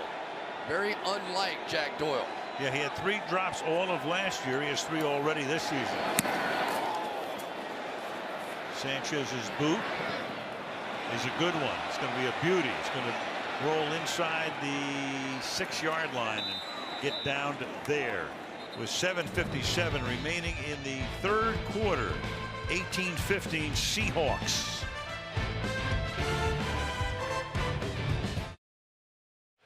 Plenty of traffic in the Seattle area, but that doesn't bother one Jimmy Graham, because occasionally he will fly into work like this.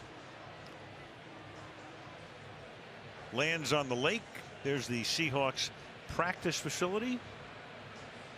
Instead of a 45-minute drive, it's about a 7-minute flight for a guy who in April took that plane and flew it across the country over 3 days from Miami to Seattle. Does he have to find ponds along the way? He had a movie. I think he had a movie on the plane. Snakes on the plane. There's a pass caught up at the 11-yard line by Darboh to start this drive. It'll be 2nd down and 5. Yeah, Mari Darboh, the guy that led Michigan in catches a season ago, and now is becoming a bit bigger factor in this offense. You start throwing the ball to a rookie down inside your own 10-yard line, gives you some idea of the level of trust they have in him. Wilson is 11 of 14 for 147. That's Lockett. He takes it, picks up the 1st down. A few more yards too behind a Luke Wilson block. Gain of 19 yards for him.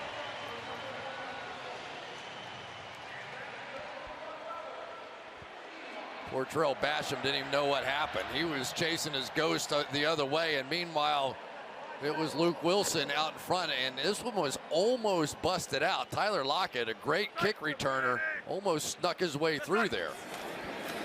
From the 33, Wilson buying time, rolling and looking downfield, and that's incomplete. Good coverage by the secondary. Intended for Darboh. It'll be 2nd down and 10. Just so much action away. This outside zone. Watch everybody on the line of scrimmage, and the entire defense goes with them. And so now you get one of the most athletic guys in the league out here on the edge. Just didn't get anybody open. So nicely played on the back end that time by the Colts.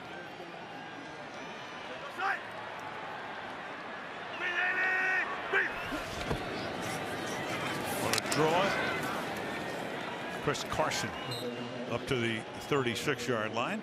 3rd down and 7 now for the Seahawks, who have controlled the ball for almost the entire quarter. I can't tell you how much tougher this Colts front 7 is than what they were a season ago. I mean, it's just been fun to watch them. That time Al Woods, John Bostic. Bostic now the undisputed leader of this defensive squad, the communicator number 57 right in the middle. But they are stout along that defensive line in a way that they just weren't a season ago. That was the priority in the draft. 3rd down and 7.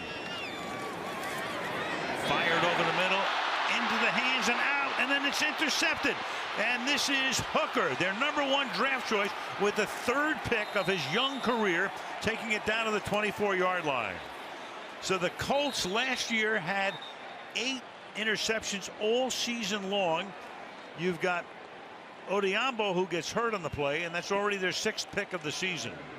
You're going to see John Simon get underneath the throwing lanes here, which forced Russell Wilson to throw it out in front.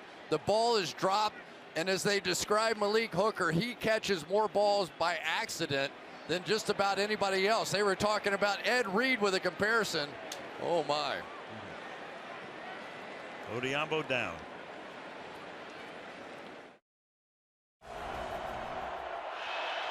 So Frank Gore now gets the ball after the interception, takes it to the 22-yard line. Richard Sherman in on the tackle. Back we go to the interception. Very catchable ball here for Jimmy Graham. Gets through his hands, and just a nice casual one-handed catch, no problem. Just another interception, and then on the back end of it, Jabal Sheard is going to catch Odiambo going back towards his own goal line.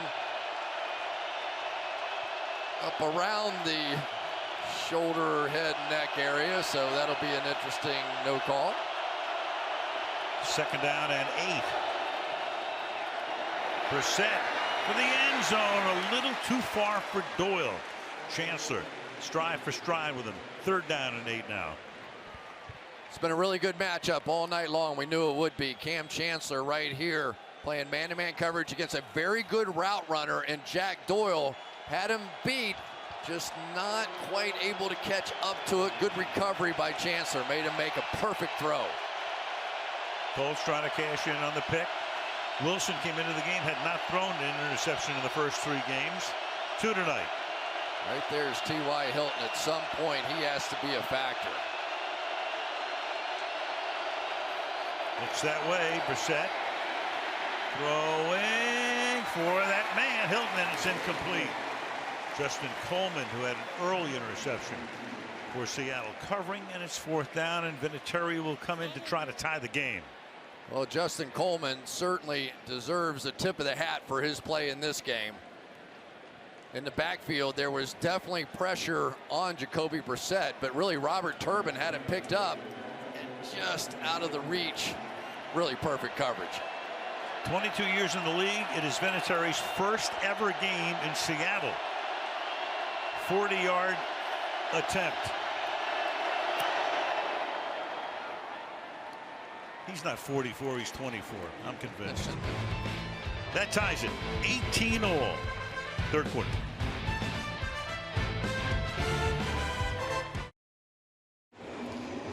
Beautiful night here. 56 degrees, clear skies. CenturyLink Field. And a much closer game than almost everybody anticipated to this point. On par for the whole day in the NFL. 18 each. And it's taken by Lockett in the end zone. Let's go to Michelle.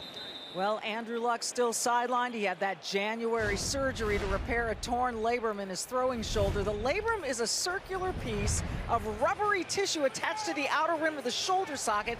It helps keep the top of the arm in place, and Luck's biggest rehab challenge is going to be regaining the strength and control of his rotator cuff. I spoke to him earlier. He's been on a throwing program, and Al, he told me he's optimistic he'll return to practice this week. You know, Michelle, as you know, Jim Irsay said he thought he'd be ready for the start of the season. After that surgery, he wasn't. Then there was speculation he'd practiced last week. He didn't. Next week, we'll see. From the 25-yard line on first down.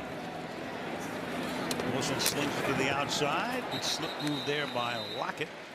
Turned into a gain of 7. Go back to that draft in 2012. There's the man who was #1 overall out of Stanford, and then RG3. Redskins traded up to get him. Tannehill went to Miami. Whedon went to Cleveland. Osweiler went to Denver, and then Russell Wilson, the 6th quarterback pick in that draft. No question, he would be #2 now, though, wouldn't he? I mean, you could debate 1-2 with Luck, I guess, but he is something else. And I tell you, the other part about this whole thing is what happens now. Jacoby Brissett and what he is doing here, if he can keep the Colts in it, right? I mean, they really should have won that game against Arizona. He should have won all 3 of the games that he played in. This is getting interesting. I'm not saying he's going to replace him. You're going to start a quarterback controversy with a guy making $20 million a year? No, I'm not saying that at all. I'm just saying if he could come in here and save the day and get it back to Andrew Luck, it would be an amazing thing for him to do that coming in after the season had already started. I hear you. That's Chris Carson making the catch and picking up a first down. If nothing else, he will make himself even more valuable. Will Brissett down the line. Chris Ballard is the new GM. They let Ryan Grigson go in the offseason. Ballard came over from the Kansas City Chiefs front office. Of course, if he won 4 or 5 in a row, then no, I'm just kidding. Of course. Ball at the 40-yard line. Lacey is the back. And Wilson throws, and that's caught on the run. A catch by Jimmy Graham. Down the sideline, stays in bounds, takes it to the 27. All right, here's a great move by a veteran receiver down the field. Let's take a look at the blitz first. Here they come with Bostic up the middle. Perfectly picked up that time by the offensive line. And watch Graham working against Sheard, who's not used to coverage. He's just going to very casually not even act like that ball is coming. So Sheard has no chance to react. Gain of 33. Obiambo back in the lineup. And Wilson's going to get smothered and taken down for a sack at the 30-yard line. You know, one thing about Russell Wilson that we have tracked over the years is just how good he is at that over-the-shoulder throw.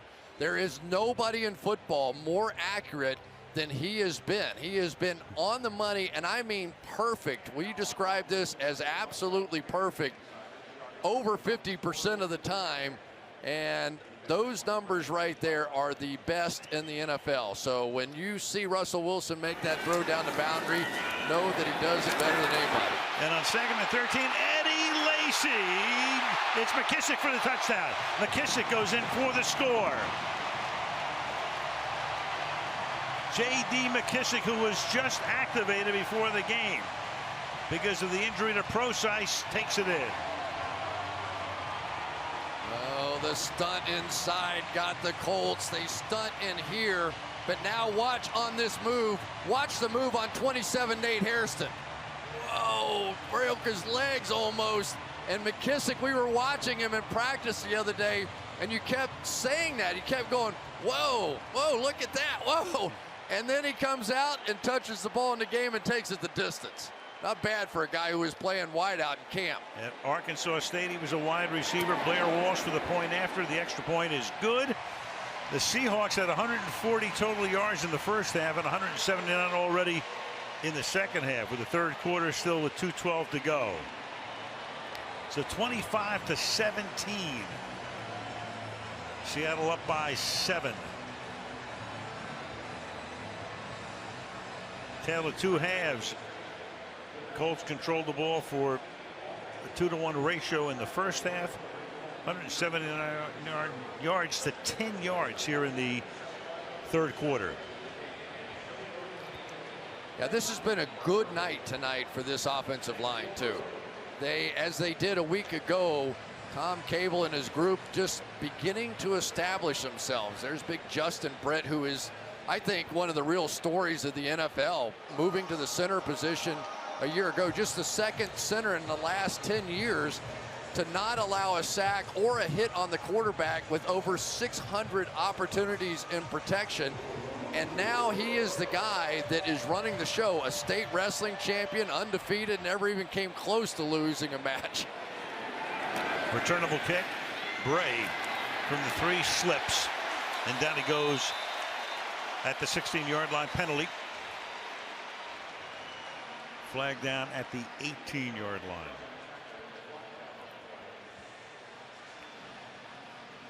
So Brissett getting ready to come back in, and Brad Allen to make the call momentarily.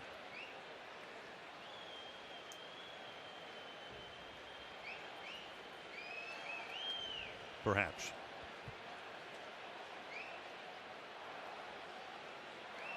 During the return, illegal use of the hands to the face, number 58 of the kicking team. That 5-yard penalty is administered from the dead ball spot. First down. DJ Alexander.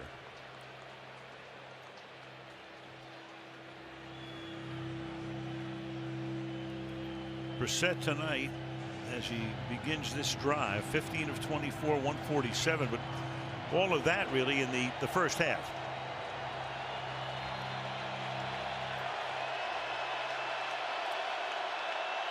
Colts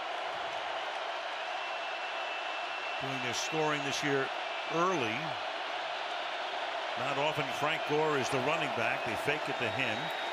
Brissett gets hit as he throws. Was the arm coming forward? You've got Bobby Wagner picking it up, and Bobby Wagner will take it in. So if the play stands as Brissett goes down, and if the arm wasn't coming forward, it will wind up as a touchdown. Recovery by the defense. And Nazir Jones is hurt on the play.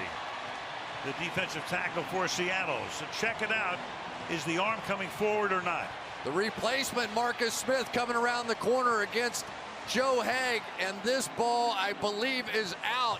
And then it's Bobby Wagner, the high school running back, who picks it up and makes all kinds of moves. Is it out? Yes.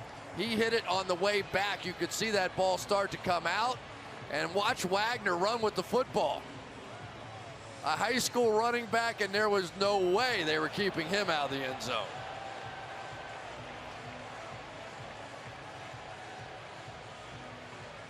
Jacoby, you are not the first in that position on this field against this crowd when it starts. So the ball is going to most likely be ruled as a fumble, recovery, and then running for the touchdown. Jones is able to come off the field under his own power.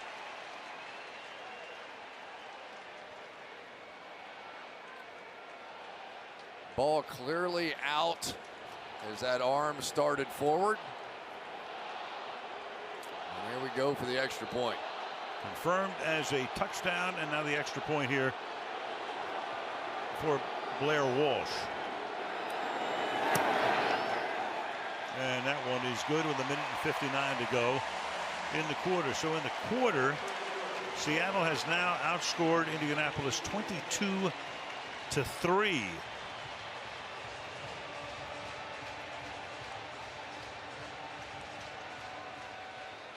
You talked about it a little bit in the open, Al, that Pete Carroll, the whole what me worry kind of guy, I mean, he just doesn't, does he? You sit there and you talk to him, he's like, come on. Yeah. You know, it's almost like when Bill Belichick loses the game. Come on, you know, it's going to be all right. Now, Bill wouldn't say that, but Pete does. Pete knows exactly what he has. He also knows he has a lot of young guys in key positions, and not just young, but young as being a Seahawk.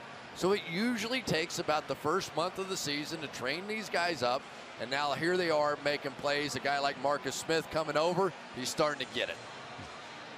Oldest coach in the league and acts like the youngest. Loves what he does. In spades.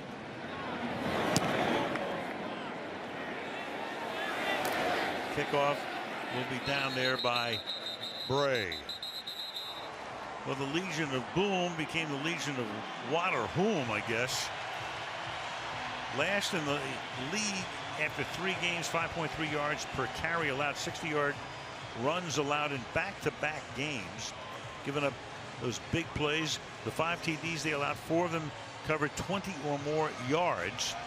2 50-yard TDs allowed last week at Tennessee. First time that's happened since Carroll came here from USC in 2010.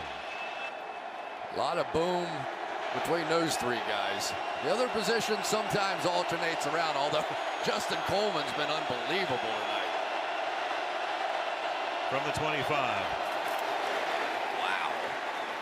And Gore for a hard 2 again. Gore trying to chase down Eric Dickerson for 7th on the all-time list. He needs 50 tonight. He's been limited to 32 on 11 carries.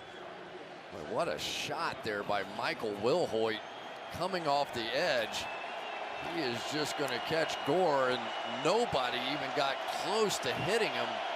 So some mistakes now being made by the guys up front of the Colts.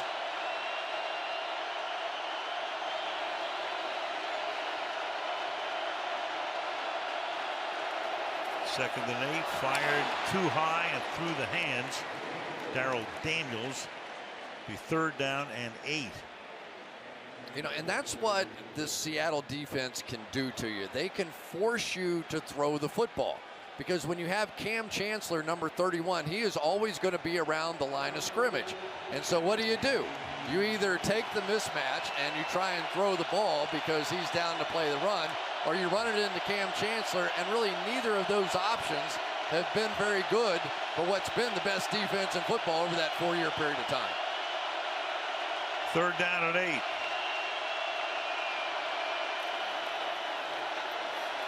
Brissett surveying, pressure, and before he goes down, he's able to sling it away incomplete. Bobby Wagner put the pressure on 4th down. They got on the other side. This is what every team tries to do against this Seattle defense. Go from one side of the defense to the other side of the defense. Kamar Aiken that time absolutely wide open going across the field, but you just don't end up with time to throw across that lurker. They send the pressure, and you just can't get it done. Every team has the same game plan coming in here, and they can't do it. Sanchez, his 5th kick of the night. He's averaging 41 per boot. Fair caught, 26-yard line by Tyler Lockett.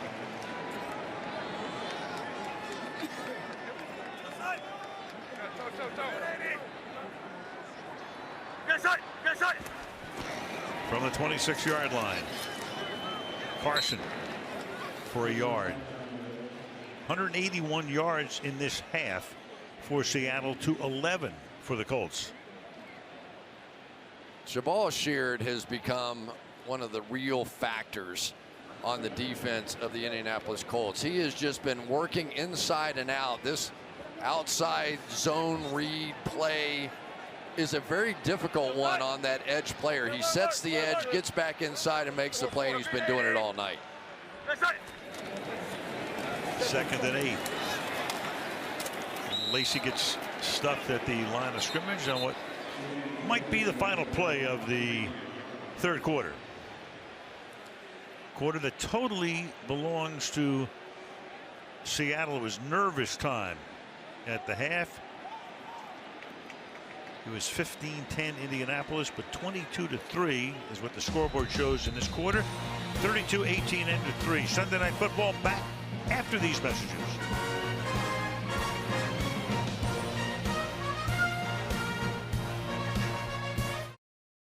Third down and 9 as we start the 4th quarter.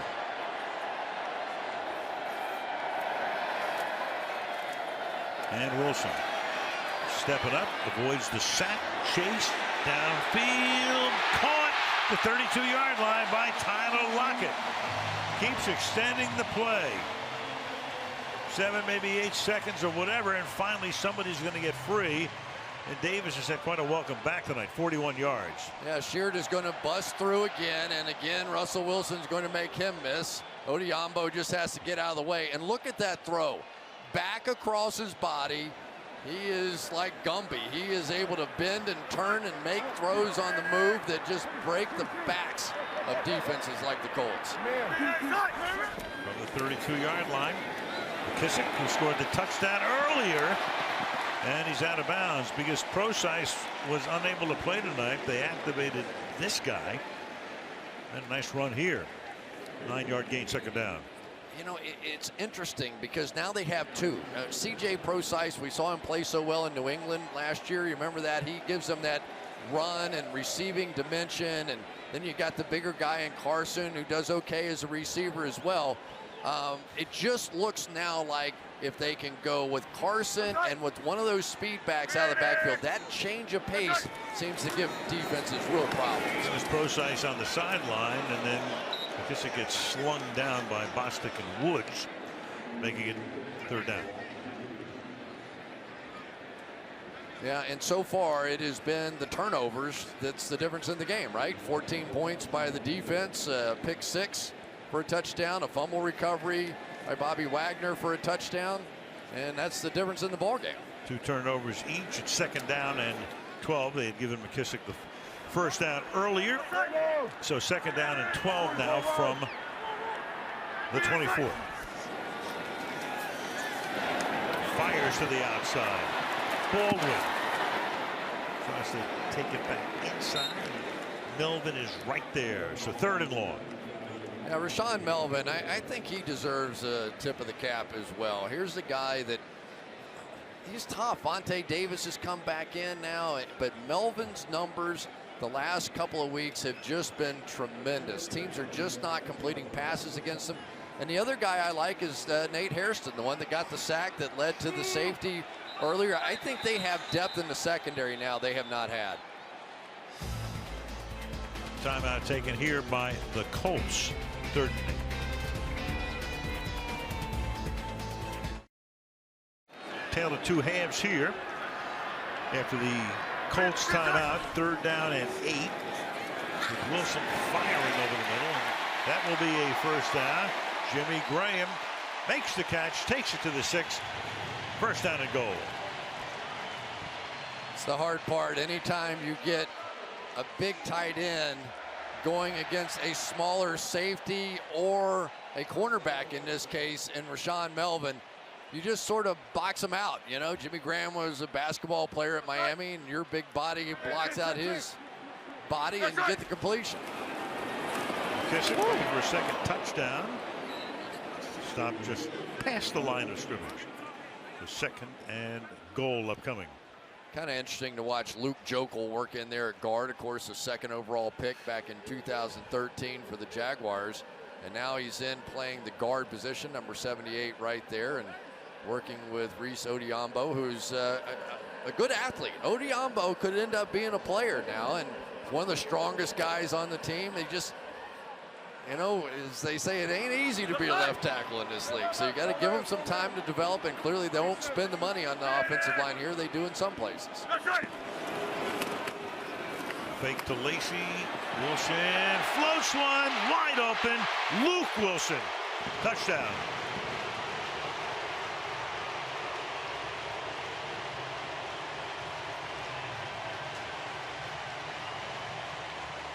Wilson to Wilson.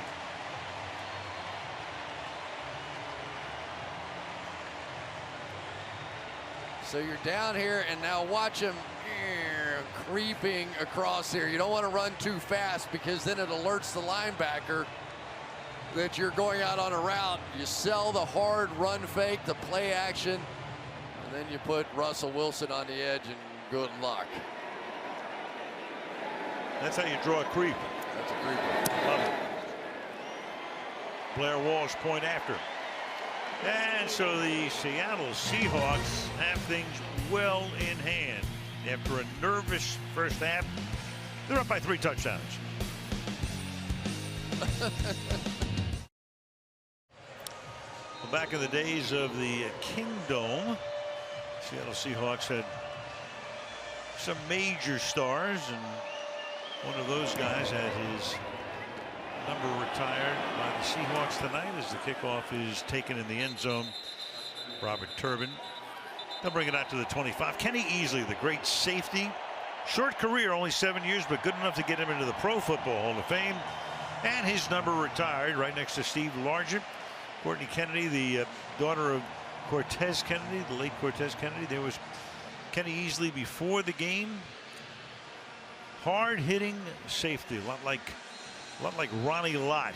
Oh, man. In that era. He was so fast, too. He ran me down. I caught a pass right over the middle. They completely blew the coverage. And Eddie Brown tried to cut his legs running right at him. He high hurdled him and ran me down on the 10-yard line. I was so embarrassed. He is a phenomenal player. That was in the days of black and white television. Meanwhile, here's Frank Gore out to the 40-yard line as he closes in on Dickerson. Well, we colorized this from 1985. There was number 80, Chris Collinsworth, off to the races. There he goes. He could go all the way, but he won't. Because Kenny Easley is going to knock him out of bounds. I wish you had seen the play he made back up the field. That was the bigger highlight, believe me. And it was in color. And you were probably calling the game. That's the way Cosell would have called it. He could go all the way. Moncrief makes the catch up at the 49-yard line. No, I called a few of your games in college. I know you did. Oh, yeah. Back when Herschel was beating us. Every time you called the game, we lost. Amos Alonzo Stagg was patrolling the sideline. Brissett, look out. Hit as he throws, gets it away, incomplete. Michael Bennett is there. Second down. You know, you got to give Brissett some credit. He does hang in there, but Pete Carroll's defense, when they get it going, it is tough. And I don't think we've really seen this defense, and especially this defensive line, be what they're going to ultimately be. They make a deal for Sheldon Richardson to get him over here, and I think they're still teaching him to be a Seahawk. Tonight we saw Marcus Smith, who is so athletic he once played quarterback in high school. So as these guys get acclimated to Pete Carroll and his defense, Chris Richard, you're going to see it get even better. That's tipped and incomplete.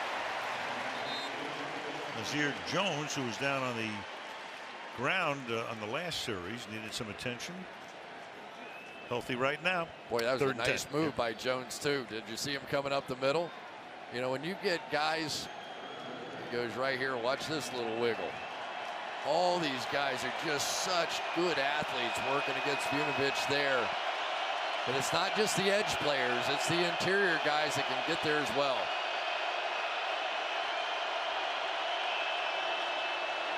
Set on 3rd and 10, and look out. That's the story of the half, basically. Frank Clark, the first guy in there. It was a jailbreak.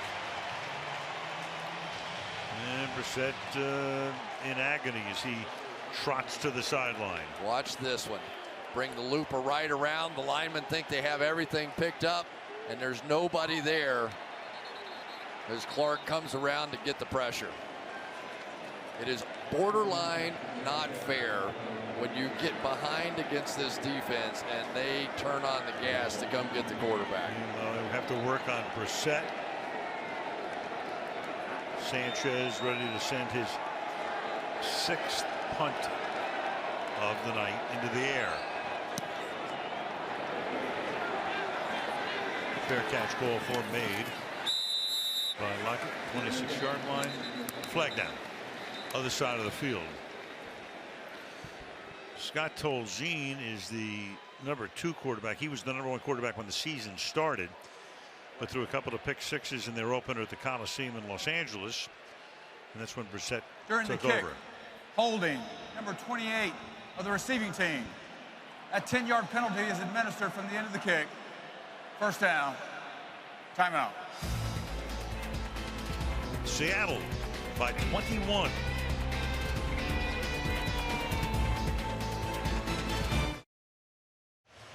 The Seattle Seahawks playing on artificial turf in this stadium. When you take them out and have them play on grass, 1-5-1, and get beat by an average score of 20-12, but on the artificial turf over the last 2 years, 10-2. And obviously especially tough to beat here, as has been the case for years. And now they can play clock ball as Eddie Lacy, the ex-Packer, Picks up 11 and a first down out to the 27-yard line. Boy, there was no zone blocking on that one. And when Eddie Lacy comes in the game, it turns into man blocking and double teams and power football. And boy, this is all good stuff right in here. Watch this. They're not zone blocking now. They're double teaming, getting up to the next level, power back in behind. Well, I can remember watching not just Eddie Lacy early in his NFL career, but watching him at Alabama and some of the things, the spin moves and such. I thought he was just going to be a superstar. So did the Packers. The 27-yard line. Chugs his way, does Carson for a gain of a couple. How about that graphic we just showed you? Yards in this half, 267 now to 21. Yeah, and didn't you think some of that got going when in that first drive of the second half they started giving the ball to Carson, run the ball down the field, and it seemed like the entirety of the offense opened up after that. Big first drive, big third quarter. Outscored him 22-3. Tacked on 7 more here. You saw Luck on the bench. Question is, will he begin to practice this week? Lacy on a second down and 7. Up to the 33-yard line. And here he is, the young phenom, Chris Carson. Everybody loves him around here. Playing power football, just as Pete Carroll wanted him to do. You can see him breaking tackles, and so much of this Seahawk running game back in the days with Marshawn Lynch is about, at first contact, making another 2, 3, 4 yards after that. And I think everybody looked at Eddie Lacy as maybe being that guy that could replace him. So far that hasn't happened, but this whole offense is now revolving much more around Russell Wilson than it ever did then. 3rd and 4, fires, that's caught up at the 40-yard line. Moving the chains, taking more time off the clock. Richardson's had a good night tonight. 2 big long catches earlier, 3 on the night now for 65 yards. Just going to make the quick move inside Vontae Davis, who's returning to the lineup. It's interesting to hear this team talk about Russell Wilson now too. The way he stepped to the front last week with some of those social issues going on in a way that he had never really done before. And you got the feeling that Richard Sherman and Cam Chancellor and some of the guys on the defensive side of the ball really appreciated what happened. And Michael Bennett as well. A lot of big personalities on this team. Big. Right now, Chris Carson is the guy who needs some attention. Oh. Well, a night that was going along so well for the Seahawks and their fans, and now you've got this. Chris Carson is still down. Brought out the air cast, and even the Colts saying a little prayer for him right here. Does not look good, at least on the replay. You can see what happens here. Well, he's going to get that left leg pinned, and now, as so often happens, it's underneath another player, and the defensive players want to drive him backwards, and it just gets uglier and uglier from there. And Russell Wilson either heard something or saw something and immediately came in to get the Colts off of their young star. And boy, look at the entire team rallying around him. They know how much he has meant early in the season, and it has been a tough day for some of these rookie running backs today that have really taken the league by storm here in the first month. Yeah, Dalvin Cook got hurt. MRI tomorrow for him. And you can see how much he meant to this team right off the bat. A guy who's only been here for a couple of months, counting training camp, and the whole team came out as one to send them off, as do the fans here at CenturyLink. You hate to see it anytime, especially at a time when you're just running the clock out and nothing's really at stake in terms of the game itself. And back he goes to get the report as quickly as we can. So they wind the clock now. It's 2nd down and 10. Pete Carroll loves that young man. So much respect for him. So excited about it. So now it's Lacy, and he's going to have have to play a bigger role. Obviously, you've got Thomas Rawls, who was a healthy scratch tonight. C.J. Prosise out ankle, so remains to be seen what happens in the immediate future. This is a team that will go to the Rams next week in Los Angeles. Then they have a bye week and then play the Giants in the Meadowlands. Well, big reason they got Lacey because they weren't sure about Thomas Rawls, whether or not he was going to be healthy when he came back. Go out and get Lacey, and now not many healthy bodies left at that running back position. 3rd and 3. There's Lacey to the 34-yard line. So he will have an opportunity to shine. That's a gain of 19 yards for him and 9 carries for 49 yards. So many times you have to get the center, the backside out in front here. Watch Justin Britt, watch Luke Jokel on that side, just moving the pile, and then you get big, strong Eddie Lacy in the open field, which is a nightmare for any defensive back. Not bad, boy. As you watch Seattle's offensive line tonight, if they can stay with the running game, stay with the bootleg action like you get here, it is a different looking line. Fake to McKissick, caught here by Jimmy Graham. Stays in bounds. Clock keeps rolling. First down. Because early in the year, what was happening is Pete Carroll would have to chip on both sides to help both tackles. Speaking of getting chipped on, that guy got chipped on a lot tonight too, for Jacoby Brissett. He knew what he was facing. Pete Carroll, when he gets it ramped up on the defensive side, it's tough on even the most veteran of quarterbacks. 2nd down and 6. You know, you look at Pete Carroll and you look at the enthusiasm and the way he responds to things. 64 years old, oldest coach in the league, and probably the best surfer. Lacey. You know, and social issues do not scare him. As a matter of fact, they spend a lot of time in Seattle preparing these young men for their future. And they talk about everything.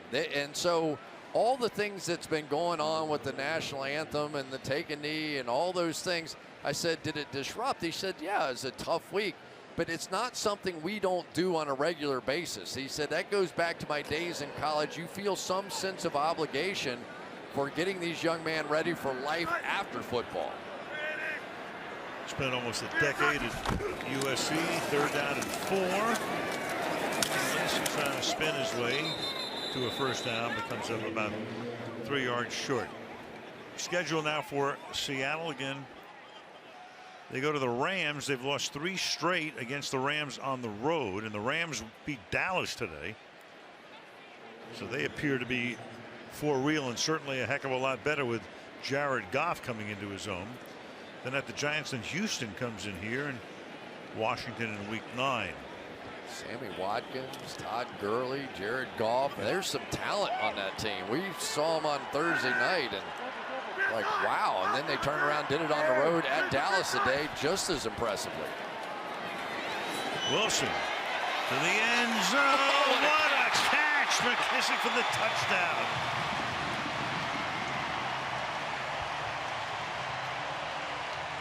Wide receiver in college, now playing out of the backfield. 2nd touchdown of the game. Had him bracketed back and front. Into the end zone he goes. Here's what happens now. You put a 20 number on the guy, and instead of a cornerback, you get a linebacker out here on him, and he can fly. But watch this catch. Come back in between those 2 defenders and make a clean catch while he's being contacted by Bostic. This is a problem.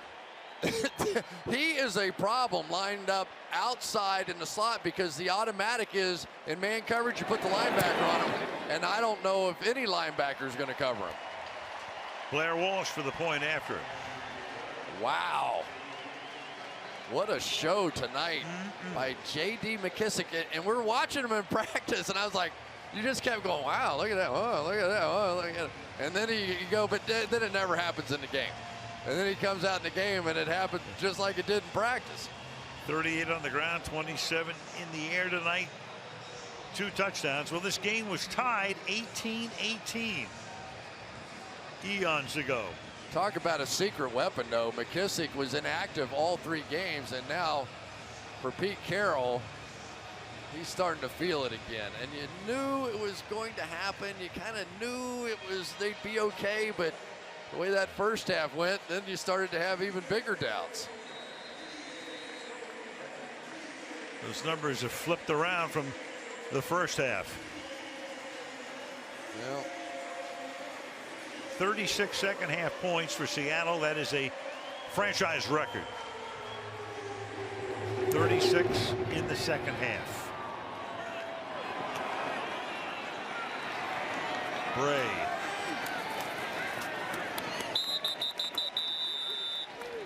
So Pete Carroll's going to see his team go to 2-2. I guess the only mystery tonight is that they leave Gore in the game. As Carroll exults, Gore is only 4 yards shy of moving past Eric Dickerson for 7th place on the all-time rushing list. Yeah. But he's not going to do it tonight. They'll save it for next week when they unveil a Peyton Manning statue in Indianapolis. They've got Matt Jones, former Redskin, who got activated tonight. He'll do the best he can in terms of running out the clock. It's going to take us to the 2-minute warning, and the Colts can begin to think about a flight halfway across the country in a game next week against the 49ers at Lucas Oil. 2-minute warning. Seahawks up 46-18.